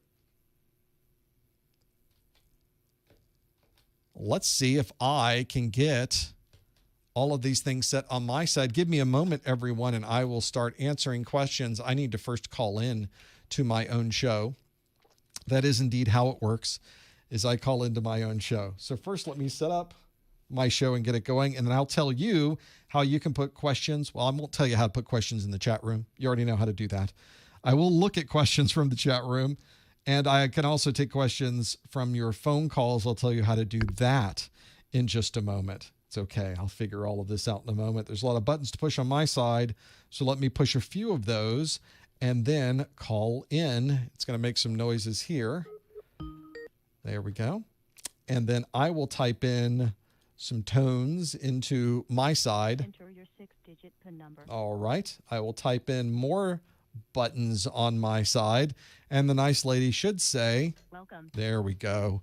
Thanks, nice lady. So now I am called into my own show. How does that work? Not sure. But there it is anyway. I'll take questions from the chat line. You can also call me in the continental U.S. It's a toll-free number. It costs you no money. You go to 855-785-RJ45, and you can call in. Also, west of the Rockies, the number is 855-785-7545. We'll also get you there. If you're calling from outside of the continental United States, you can use Skype and call me for free because you don't have to use any Skype minutes on toll-free numbers. I pay for the toll-free number. You just put a +1 at the beginning. So the number becomes +1 855-785-7545. That's the number you see on the screen, and that will get you to where we are. Some questions in the chat room. Some folks have talked about other things that we may or may not be working on. Are we doing anything with Cisco training, for example? You know, the Network Plus training does sort of lend itself into doing Cisco, and a lot of the content from the Network Plus exam is duplicated on the Cisco training. But I don't have any specific plans to do Cisco type training. It would be kind of fun, though. I did on the last version of CCENT, I had a set of course notes for that. I just never shot any videos for those pieces. Might be fun to revisit that, though. I always go back and forth over what the next big set of videos is going to be, and maybe it will be Cisco type videos. I don't know at this point. Right now, my focus is creating practice exam books for A+ and for Network Plus. So we've got some of those that are coming in. That's where I'm working. Yes, chat rooms even said Network Plus practice exams would be pretty awesome. You're absolutely right. So I will have some of those that I'm working on as well to be able to have that there. Hopefully that can be something you can make use of, since most of you here are probably studying for Network Plus. We're talking about months down the road, though. I'm currently in the process of writing these things. So you will have to bear with me as I go through the process. It takes months to write a book, and that's effectively what I'm doing when I'm creating those practice exams. Let's go to the phone lines. The 443 area code. Hi, caller. What's your name? Where are you calling from? Hello? Hi. What's your name? Where are you calling from? Wow. Oh, my name is Brendan Taylor from Baltimore, Maryland. Baltimore. What can we do for you? I was trying to really ask, I've been following your videos and Instagram and trying to answer all those. Well, thank you. Yep. And I'm going to try and take the exam this month. And I wanted to know if this really a good starting point, or would successfully give me that first job, because I don't really have anything other than, I'll probably not have anything other than the certification. That is sort of the big question when people are trying to get that very first job in IT, is you have to get in the door. And at that point, it's sort of easier to move where you want to move within IT. Most of the times, that first job in the door is more of a help desk, service desk, network operations center, security operations center type entry-level job. And very often, certifications can help. But as I've mentioned in other study groups, it's not the only thing you should have, and it's certainly not a guarantee. There's nothing that will guarantee you a job.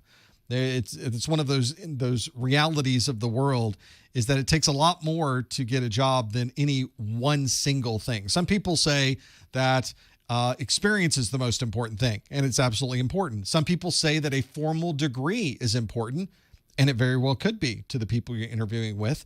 It could be that your people you're interviewing with are looking for certain certifications. You're in Baltimore.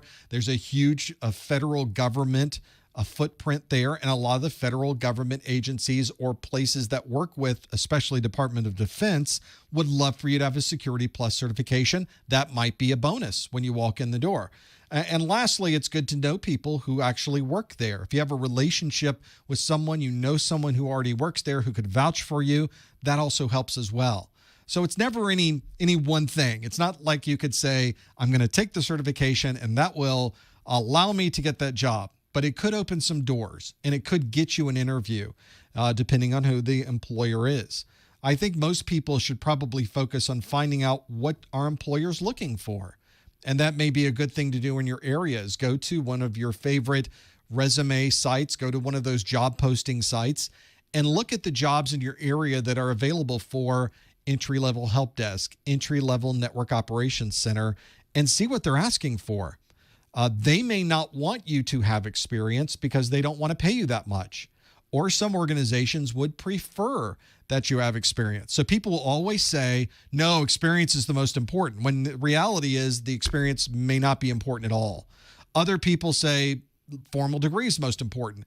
The answer to all of these things is that the person hiring you gets to determine what's the most important thing, not me, not anybody in a chat room, not anybody on Reddit. The best person to determine what you need to have for a job is the person hiring you for that job.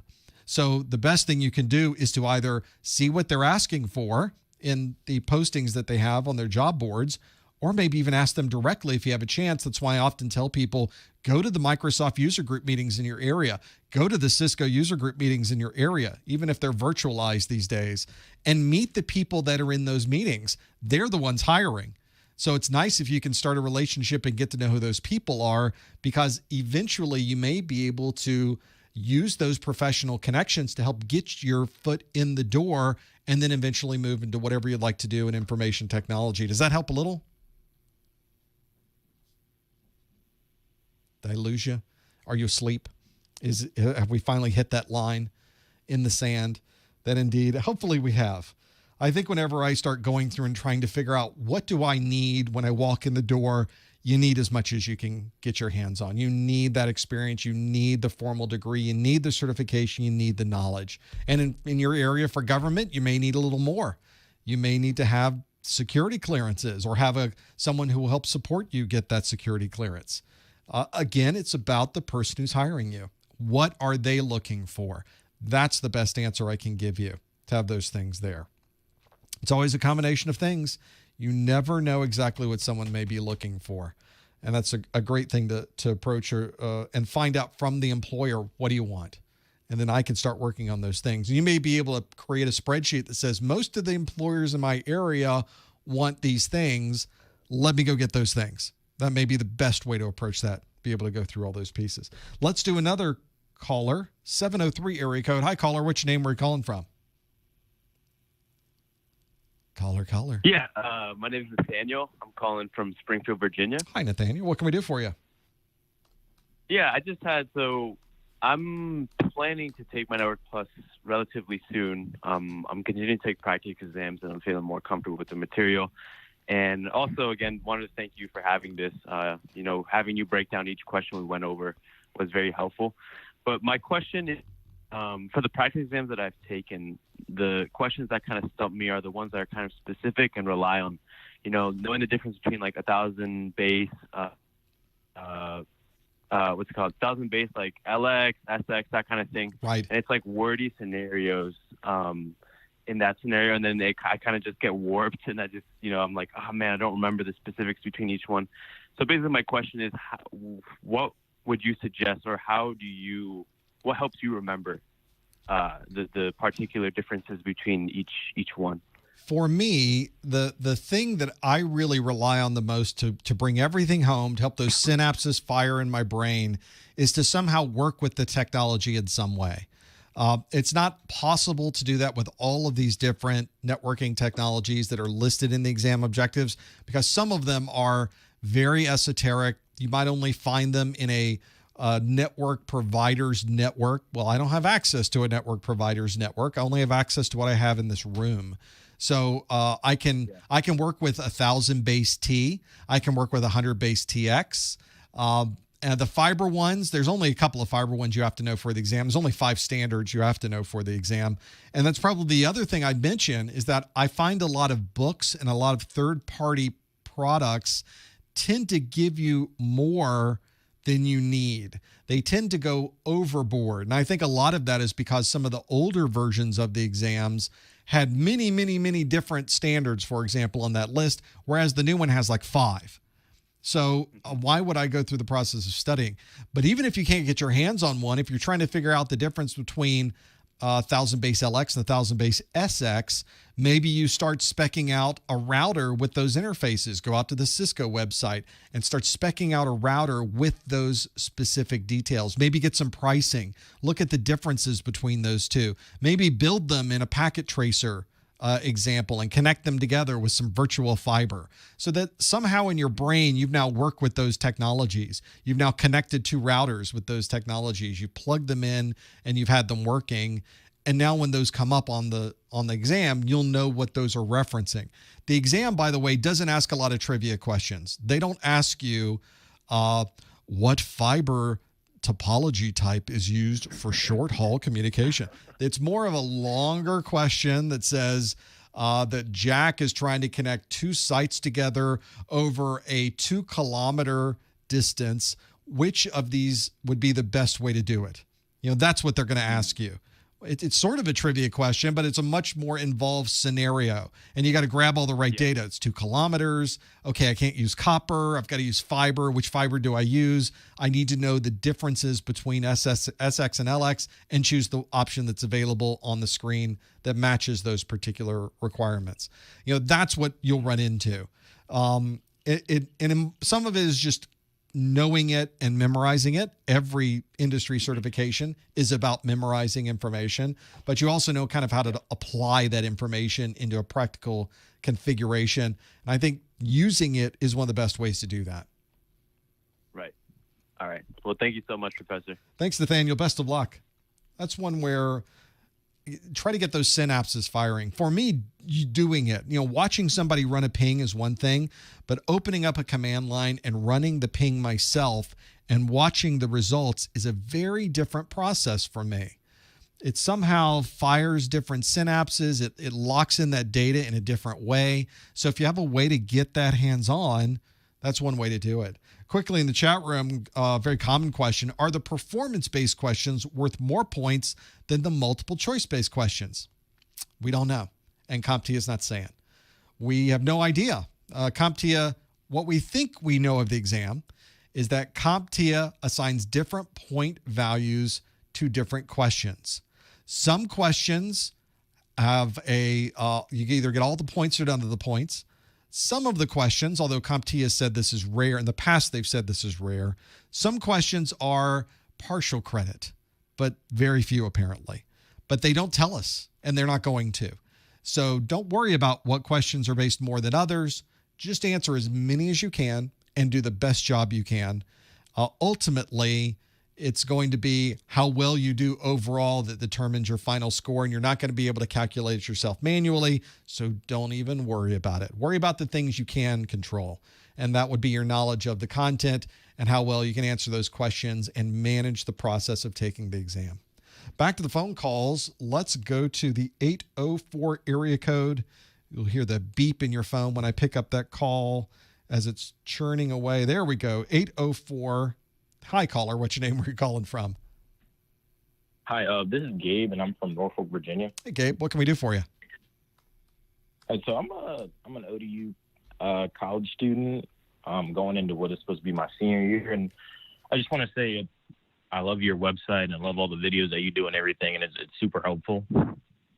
And Thank you. Going into what would be my senior year, I just kind of wanted to see if you have any tips or focus points I can, maybe draw up and round on before I get into the workforce and start actually getting as much hands-on experience as I can, I guess.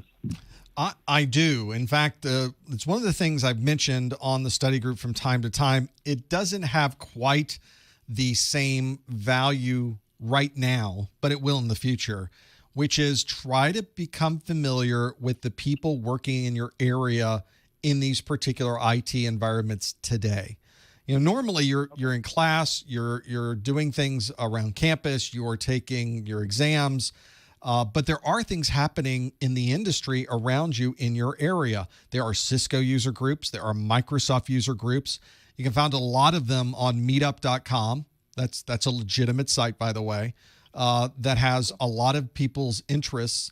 And you can usually find some IT groups that are meeting. ISSA is a very good security-related IT organization. Those environments, the people that attend those meetings are there to learn some new things and to meet the other people that are in their area.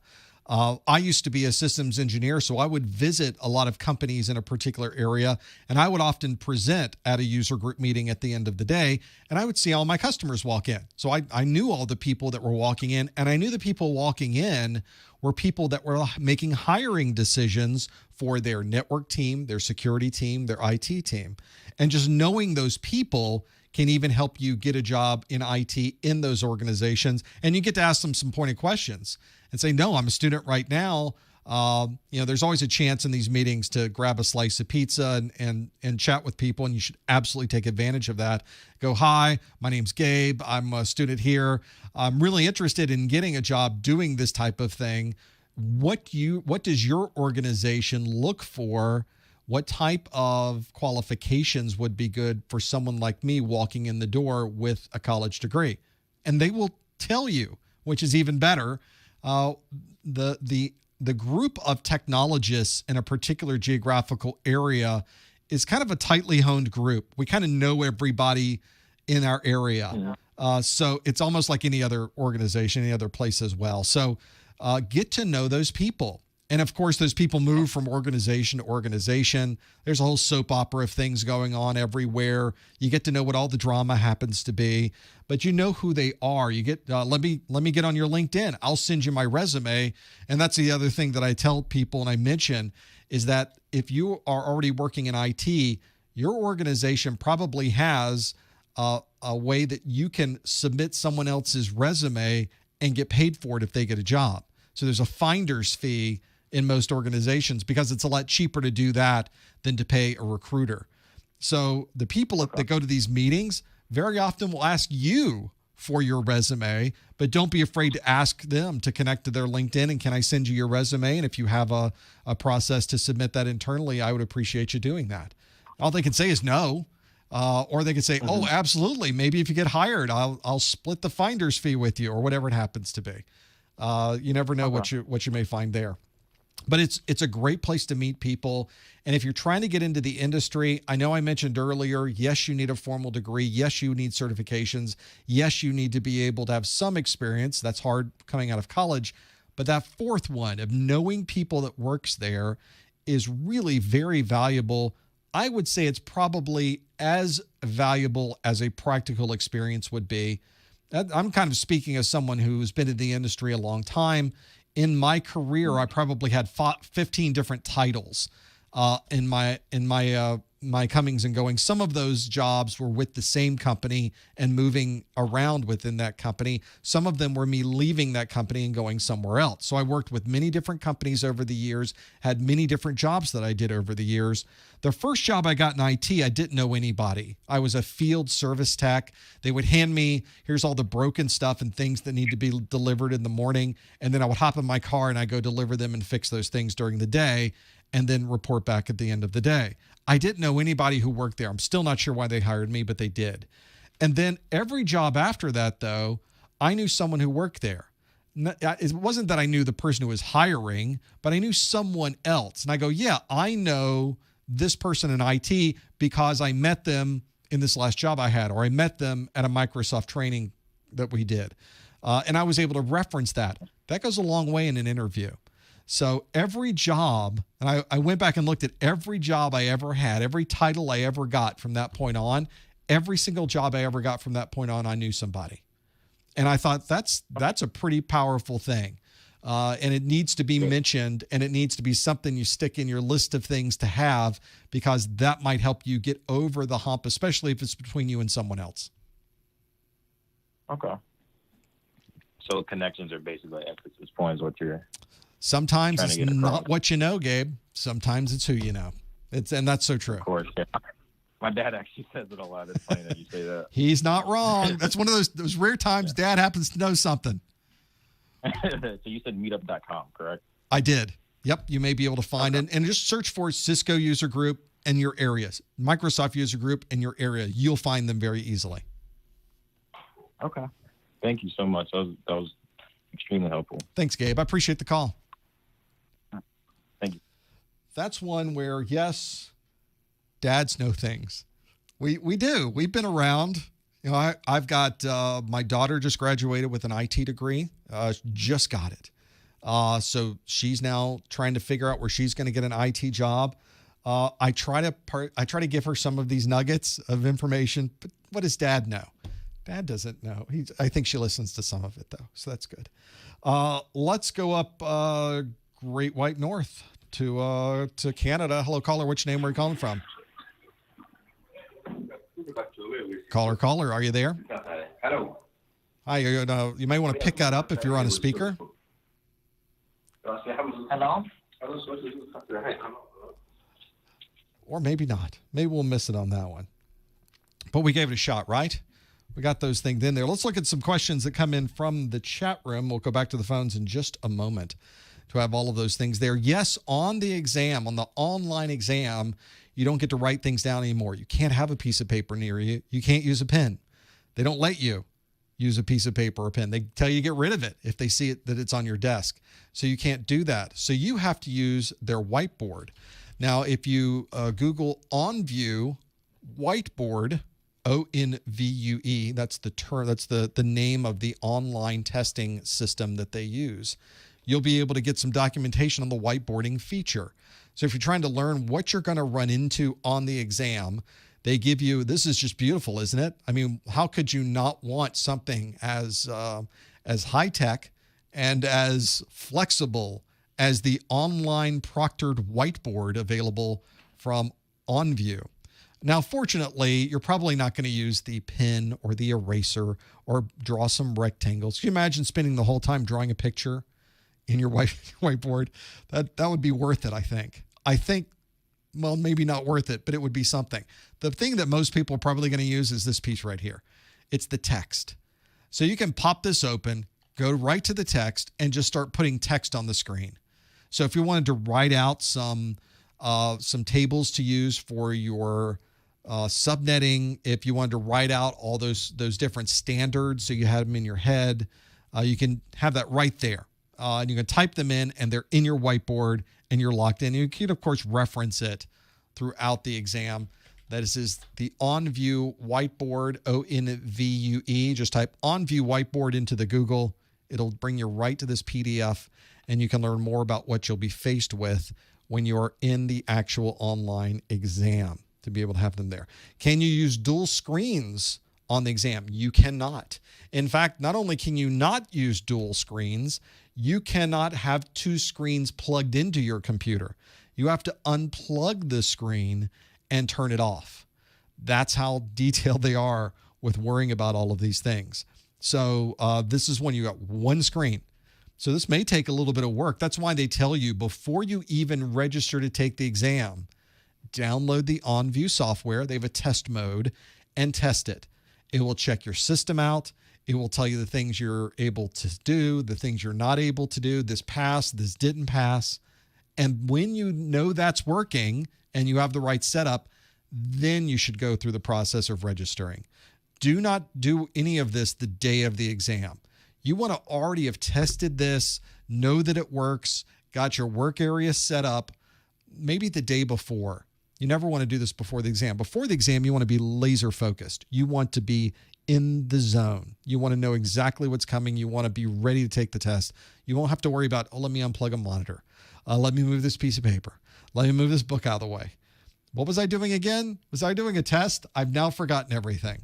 That's not the situation you want to be in. So plan ahead so that there's no stress at all when the test finally is happening. Have all those there. Back to the phones. 531. Hi, caller. Which name are you calling from? Hello, can you hear me? I can hear you. Hi, what's your name? Where are you calling from? Hello, my name is Jamal. I'm from Nebraska, and I'm mainly going into Networking Plus, hence why I'm a part of this live stream and Great. such. But I'm also curious if you're also able to answer this. basically, what is the general job growth within IT? You know, especially within network, but I guess just like for the overall field, like, you know, even if we're going through like a bit of a economic crisis right now, do you think like, you know, it's still growing at a pretty rapid rate? I don't know what the growth is right now as we sit here. I mentioned earlier my daughter's just gotten her degree. Now I'm concerned, are people hiring at the moment? Obviously, the economy is something that worldwide we're questioning how this is going to go. But generally speaking, I think we all are pretty good about thinking, okay, we were good before this happened. We're probably going to be pretty good when this is over. We just need to turn things back on and get ramped up again. And that ramping up process is going to take some time. That is something that is going to be sort of a common theme. That's a cyclical thing with the industry, with any industry, is there are certain sets of years that are very good. There's a certain set of years, there's a downturn. There's a certain set of years it goes up again, and then it goes down again. But IT is one of those very unique areas of career that gives you amazing flexibility. I started my career, I mentioned, in a car, driving around, installing hard drives, replacing printers, just doing kind of the grunt work of field service. And I was able to take that knowledge and move into corporate help desk.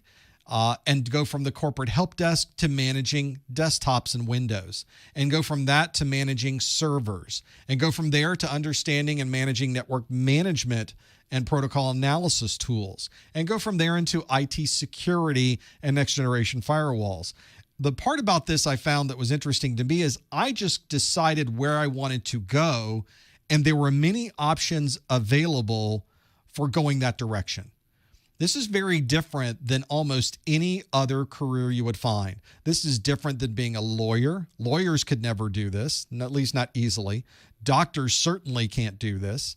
And in reality, you may even be able to make more money than a lawyer or a doctor being in IT, crazy enough, because that's kind of how the industry is. And it's one of these situations where you get to decide how you want to move around in this industry. I don't think there's really a top end.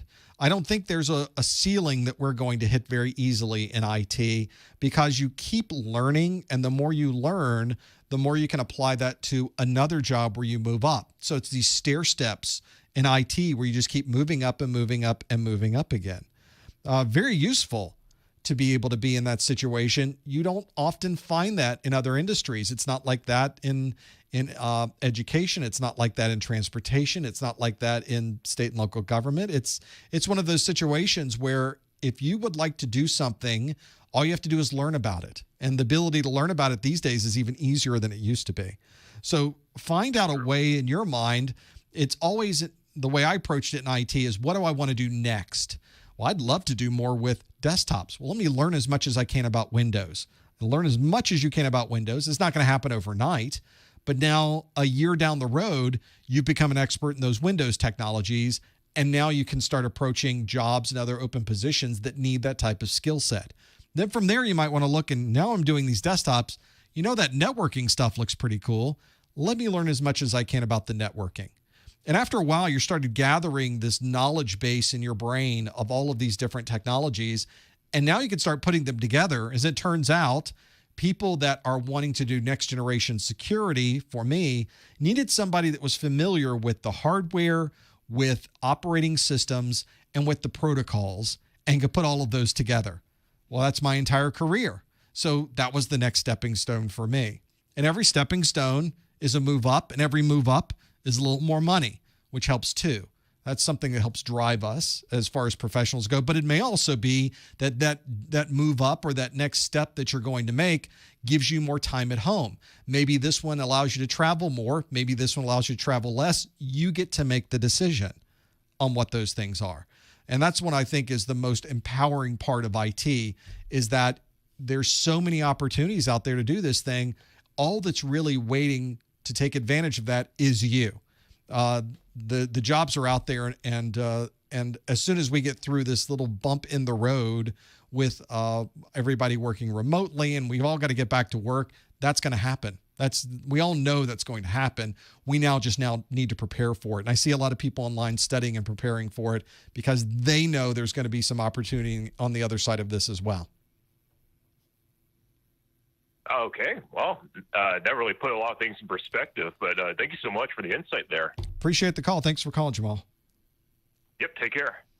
That's one, and that's kind of the reason I do this. I got into IT because it was something that interested me, not understanding the scope of what we would be able to do with this. And as I got more into the industry and worked with larger companies, I've been lucky enough in my career to work with some of the largest hardware and software companies in the world. I've been able to literally travel the world talking to people about these technologies, and they paid me for this. What? That's awesome. That's fantastic. And if I can do this, anyone can do this. At one point, I did not know what a network was. At one point, I did not know what Windows was. So everybody learns these technologies as they go. And by the way, there's going to be a new technology next year that comes out that nobody knows because it's brand new. So now you'll learn that new technology, and now you're the expert in that new technology.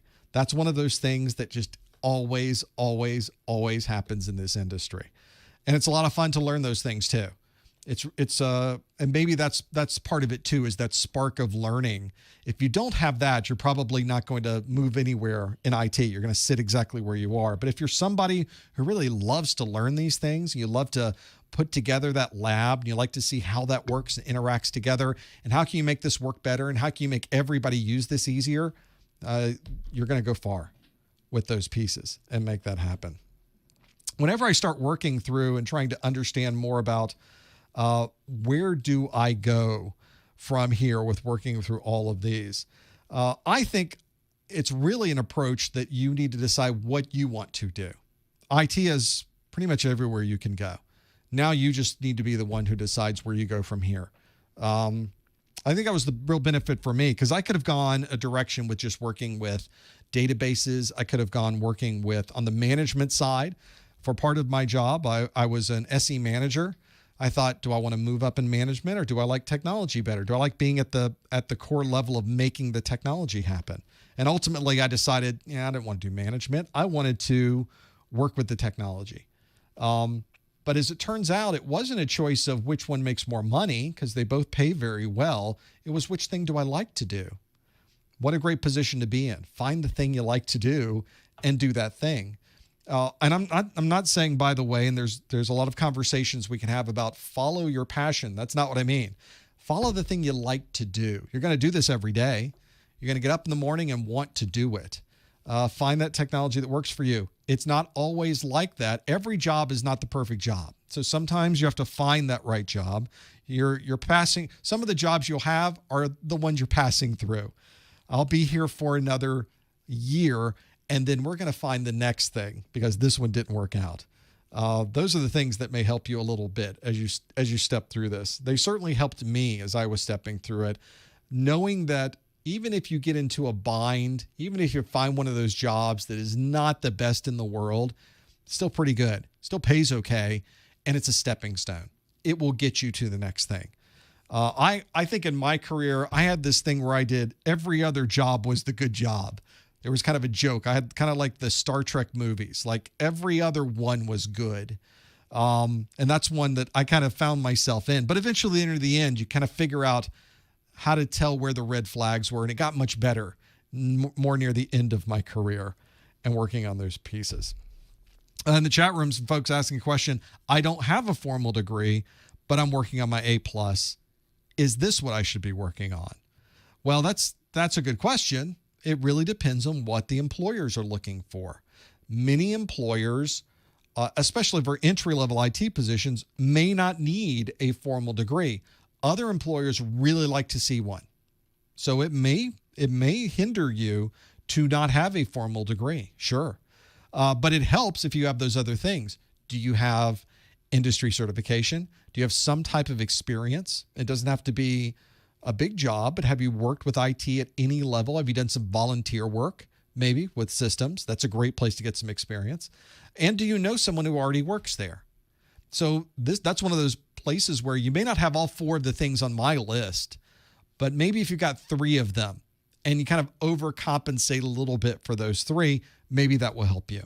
I worked with an incredibly talented salesperson in my last position when I was working for someone else. I do this full time now, but when I was working for other companies, I worked with an incredibly talented salesperson who did not have a formal degree. He went to a little bit of college, but didn't get his college degree. But he was making more money than any of us, and one of the smartest people when it comes to knowing how to understand the world around us. So he was very good at understanding where problems were with customers and how these technologies fit into solving those problems. Those are skills you can't really get in college, but that's not what college is for anyway. Those are types of things, though, that some employers will really be looking for to see if you have those skills. And they may be able to fit you in the right place, or you may be able to find your right way, even though you don't have that formal degree. That sometimes happens as well. We're going to try Canada again. Back to 437. Are you there, caller? Which name were you calling from? Yeah, Professor Mason. This is Muhammad Ali speaking. Hey, Mohammed. Thanks for calling. What can we do for you? Yeah, so thank you very much, firstly. Yeah, I'm leaving Canada, Toronto. And I like ProfessorMercer.com. This is a very, very good website for networking. Thank you. And I have ever seen in my life. Thank you very much. Appreciate it more. I appreciate that. Yeah, my question is, I have an IT background for development information technology and computer science, but back home. But right now, I need to become a network engineering, and I start already A+ and networking for ProfessorMacer.com, and also CCNA, another website. Good. So how I become to engineer? This is the thing that I think, and I love the idea of people wanting to get into, especially network and systems engineering. I guess primarily because that's what I did in my career, was worked as a systems engineer for probably the last 15, 20 years of my career was as a systems engineer. And it really started with understanding what was happening at the operating system level and the networking level. I think you're doing exactly the right thing to understand those pieces. I think that being able to understand operating systems, maybe some Microsoft certifications or Linux certifications, are very valuable. And I think that following a path of understanding the network is probably the thing that provides you with the most amount of flexibility, because everything touches the network. The network is infinitely difficult to understand. It's a complex set of devices, protocols, and capabilities that no one person could ever master. So very often in networking, you have different people that handle different types of networking technologies just because it's more than any one person would ever know or could ever know. I think that's a great place to get started. I've always told people on the study group, and I think it applies here as well, that networking is the jumping off point to practically everything. If you want to get into database administration, if you want to get into data center management, if you want to get into managing operating systems, if you want to get into security especially, then the network is your path to get there. So whether that's Network Plus, CCNA, or the certifications that come after that, I think those are great places to go. It sounds to me like you're going in exactly the right direction, Mohammed. Yeah, but my problem. My problem is I have right now is only when become to practice, because I'm very scared to the exam. I didn't complete still the network class course. Just still I finished like until 8 or 10, but I scaring when to become exam, or I don't know how to make the practice exactly. So how I can make the exactly practice. So if I try to start this, I don't know how to finish. My problem is that I try make to practice the protocols, and there is a lot of things, so I don't know how to memorize. It's one of those. I forget next day. I think it's really the case where if you're in that rut where you've spent the time memorizing all of those crazy acronyms, you've now gone through the process of understanding 100 base TX versus 1000 base T. You've gone through understanding the categories of cable, the MAC addresses, the IP addresses. The problem is putting it all together. And Rolando in the chat room's got a really good point, is that Packet Tracer is a great way to kind of put a lot of these technologies together and play around with them. I think for the Network Plus exam, Packet Tracer is a little bit of it's a lot of overkill. You don't need to know Packet Tracer to be able to pass your Network Plus.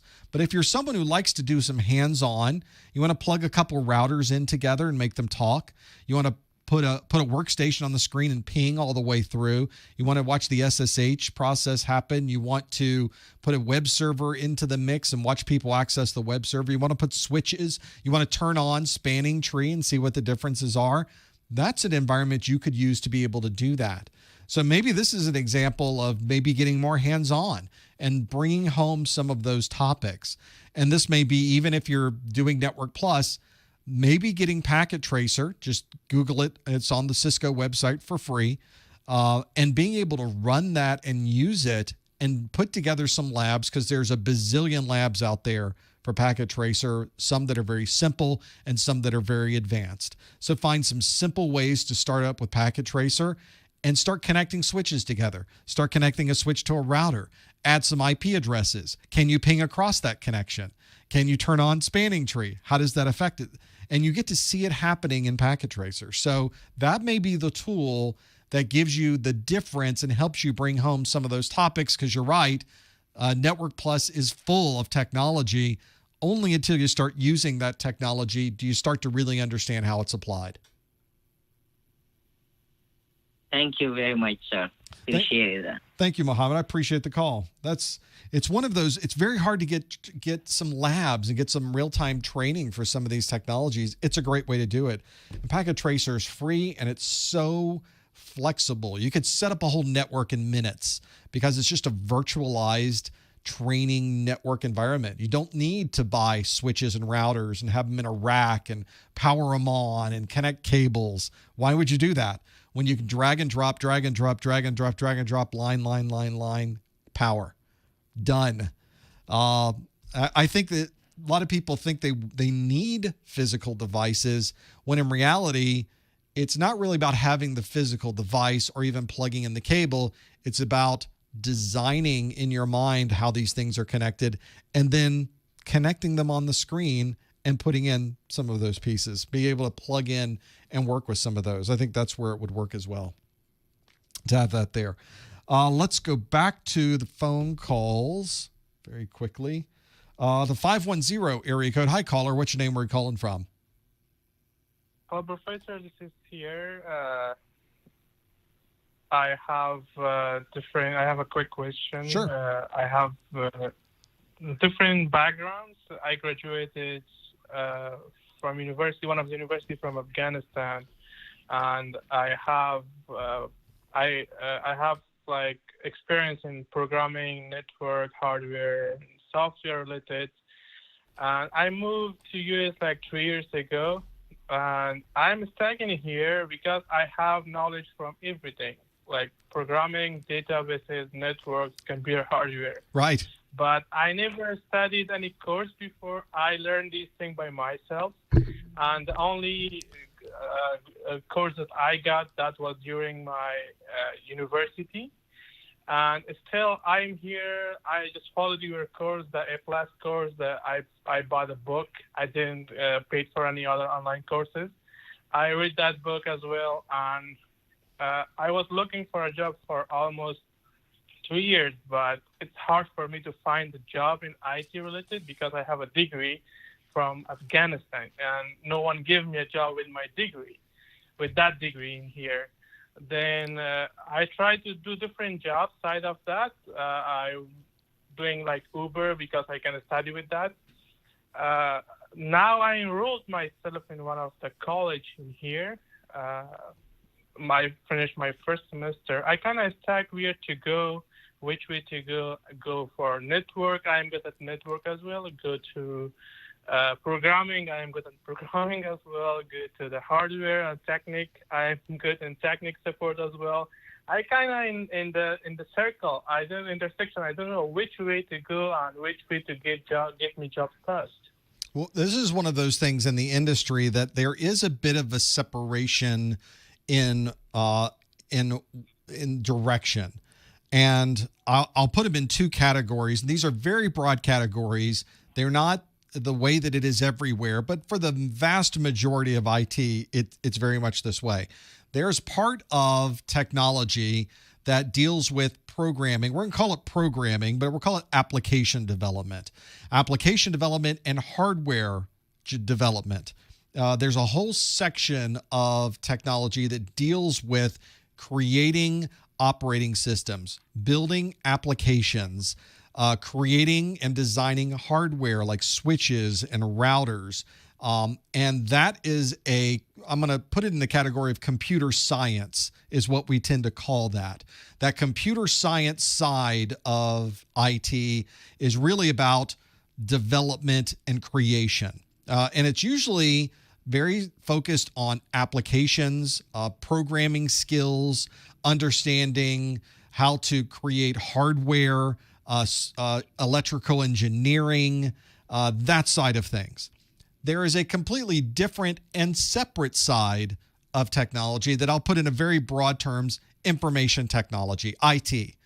IT deals with the implementation of these technologies, installing and running operating systems, maintaining the data that's in these operating systems, keeping all of that data secure, making sure the databases are operating, maintaining the data centers that are keeping all of those systems running. That is the IT side of things. And for the vast majority of organizations, at least in the US and in some way around the world, those two areas are very separate. If I had to draw a Venn diagram, you'd have computer science bubble, you'd have an IT bubble, and there's probably not a lot of intersection between those two. They pretty much stand alone.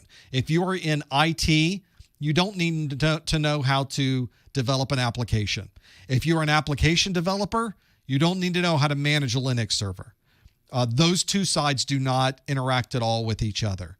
And so a lot of the skills that you have learned and earned over the years are skills that fall into really both sides of this. You've got some programming knowledge, you've got some networking knowledge, and operating system knowledge. But for the purposes of getting a job and a career with a third-party company, you're going to have to pick a side. You're going to have to determine, do I want to be an application developer and understand code? Or do I want to be able to manage operating systems, manage the network, and focus on that side of things? If you show up to an employer and you show them a resume that says, I'm very knowledgeable in programming and I'm very knowledgeable in managing a network, they're not going to know where to put you. They're going to have no idea what side of this you should be on. So my first recommendation for you is to pick a side and don't ever tell anybody that you know anything on the other side. So if you're going into a job where they want somebody who knows networking, talk about networking, talk about operating systems, talk about data, but don't talk about programming for application development. As far as you know, you don't even know it. That's not part of your skill set. Your skill set is understanding how to keep the network running, how to fix the network when it's broken, how to implement new network designs, how to keep the wide area network running. That is where you need to focus. And so that's why I tell people, make sure you pick that side, because they don't overlap. People in the chat room are going, what? I thought I was supposed to know programming. No, there's no programming in IT. There's no application development in IT. What there is in IT and what there is in networking and what there is in security and what there is in operating systems is automation. It's very broadly, it's scripting. That's what it is. It's Python, effectively. If we want to really put it into a category, knowing Python is important for somebody who's in IT. That's about it. If you can automate, that's an incredibly important part of IT, and it always has been, by the way, through the years. That's not something new. That's what we've always done in IT. We've always found ways to batch file, automate, Perl script. We've been doing it forever. Just now, it's suddenly people realizing it's actually a skill. So that's incredibly important. Application development is its own thing. And if you love application development and you want to build applications and you want to be the person that designs those applications, then that's where you need to go. Go over to the computer science side. But you're not going to be managing a network. You're not going to be managing the operating systems. You're not going to be able to keep the data up and running. That's not your job. You're going to be doing application development. So my first recommendation for you is to pick that side, figure out the one you like to do the most, and pick that side and go with it. And I think once you do that, the employers are going to be much more interested in what you have to say. Your focus will be much more interested and will be much more detailed in that particular side of things, because nobody can be a good application developer and a good network administrator. There's way too much to know on either side of those. Both of those are sciences unto themselves. So you have to pick a side of this and become an expert in that piece of it.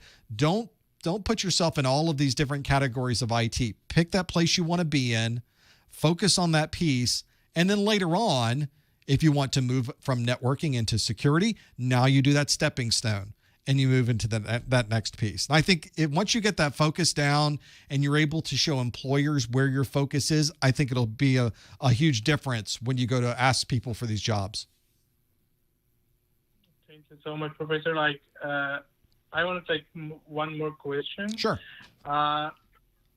I choose network system administration in my college degree because I feel like I was an intersection. Great. I applied for a college here, and I decided to go for network system administration. Great. And I just done my first semester, and I'm top even I got A+ on my network. I got A+ on my programming. I'm an A+ in A grade for all my subjects. I'm going to finish right now. Perfect.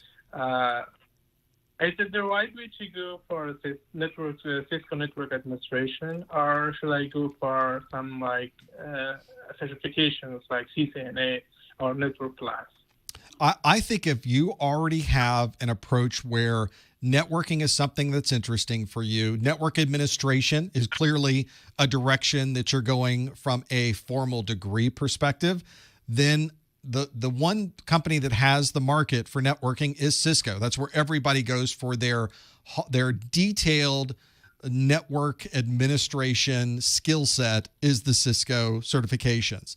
So if you are working along those lines in your degree, it's almost guaranteed that you're going to be working with Cisco equipment at some point, and getting Cisco certifications like CCNA is a very good first step into that.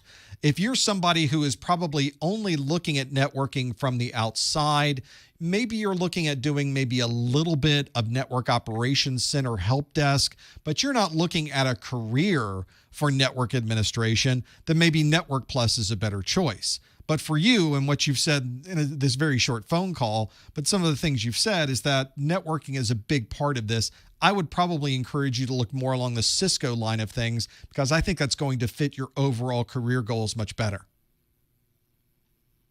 Thank you so much, Professor. Thanks for your time. I appreciate the call. What good questions, too. What a good place to be in. You've got a lot of options. Now it's more about focusing on those options and finding the things that employers are really looking for. In the chat room, to follow up on that, everybody always says, what about coding? What about coding? I need to know coding. For IT, you don't need to know any coding. You don't need to know application development. Whenever I talk about programming in IT, I'm really talking about scripting. I'm talking about automation, or orchestration is another term you'll hear used in IT for this. And it's not, I said Python because Python tends to be very flexible. With networking, you need to know Python. With security, you need to know Python. You can do tons of things with Python. It's one of the most flexible scripting languages there is, and you can do tons of things with it. But you may be in a situation where you manage tons of Microsoft servers. Well, PowerShell is probably going to be a huge part of your automation. So you're going to do probably maybe even more PowerShell than you would ever do with Python. Pick the right tools for what you're doing. So figure out what you want to be able to do with this. Use the right tools for that. It'll probably be a combination of those, though. I think for everything you do in IT, there's going to be some Python, but you're going to be doing PowerShell. If you're using Linux servers, there's going to be some bash scripts. There's going to be some shell scripts you're going to be working on. Lots of shell scripts, because those are very flexible as well. Very often people are migrating away from those and doing everything in Python on Linux anyway. So that's where the flexibility is in being able to work with those. I think a lot of people sort of have discovered in IT that we do now automation. and that it should be an important skill set. Well, it should be. And they're finally realizing, wow, these guys do some scripting. They can write code. Well, they're not really writing code. We're really writing scripts. We're really writing shortcuts. That's what it is. And writing a script and automating and orchestration, very, very different than writing an application.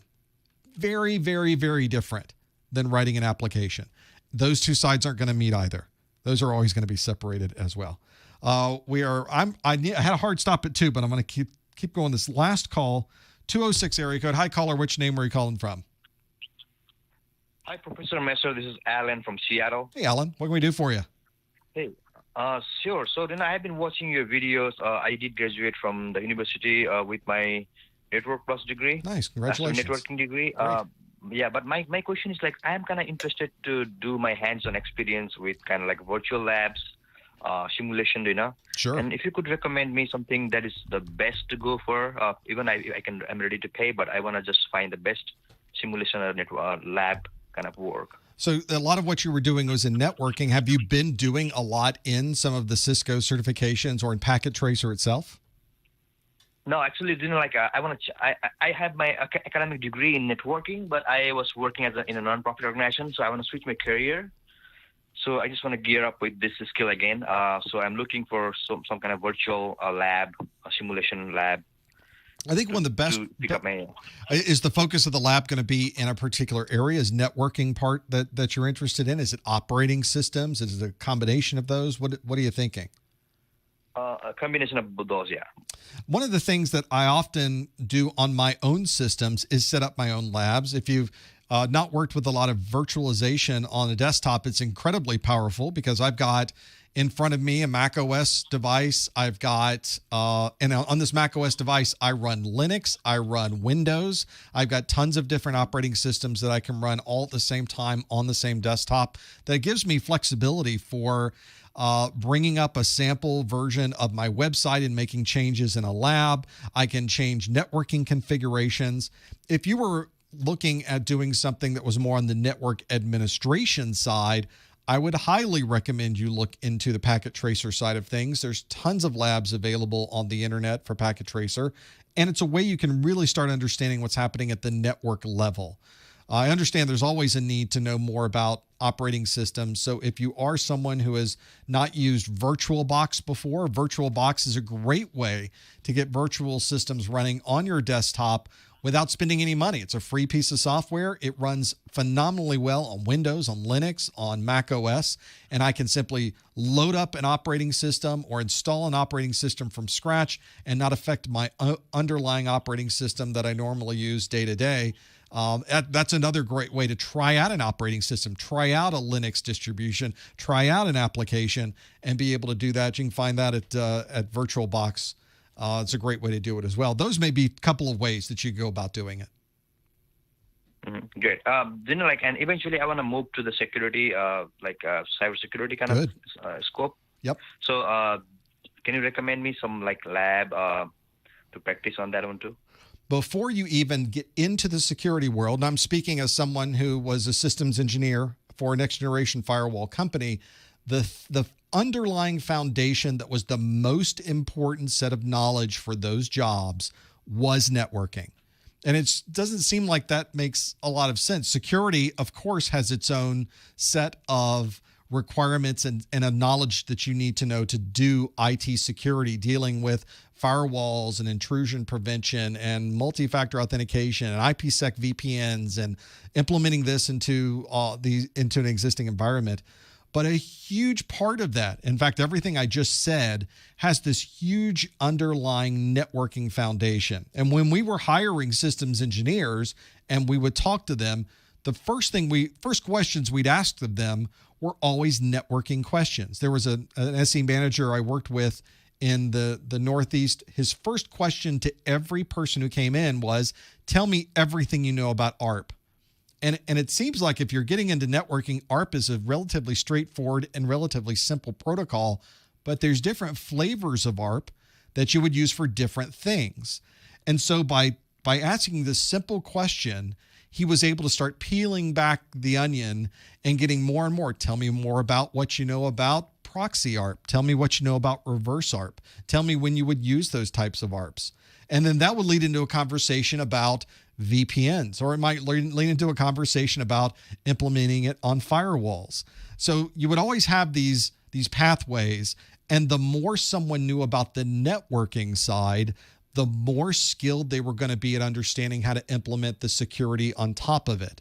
So if you're somebody, or if you're anyone who's listening who wants to get into IT security, you want to do cybersecurity, whatever they're calling it these days, the thing that you're going to need as a base foundation is a strong expertise in networking, not a passing knowledge of how switches and routers work. You need a strong expertise in everything networking, as much as you can in networking.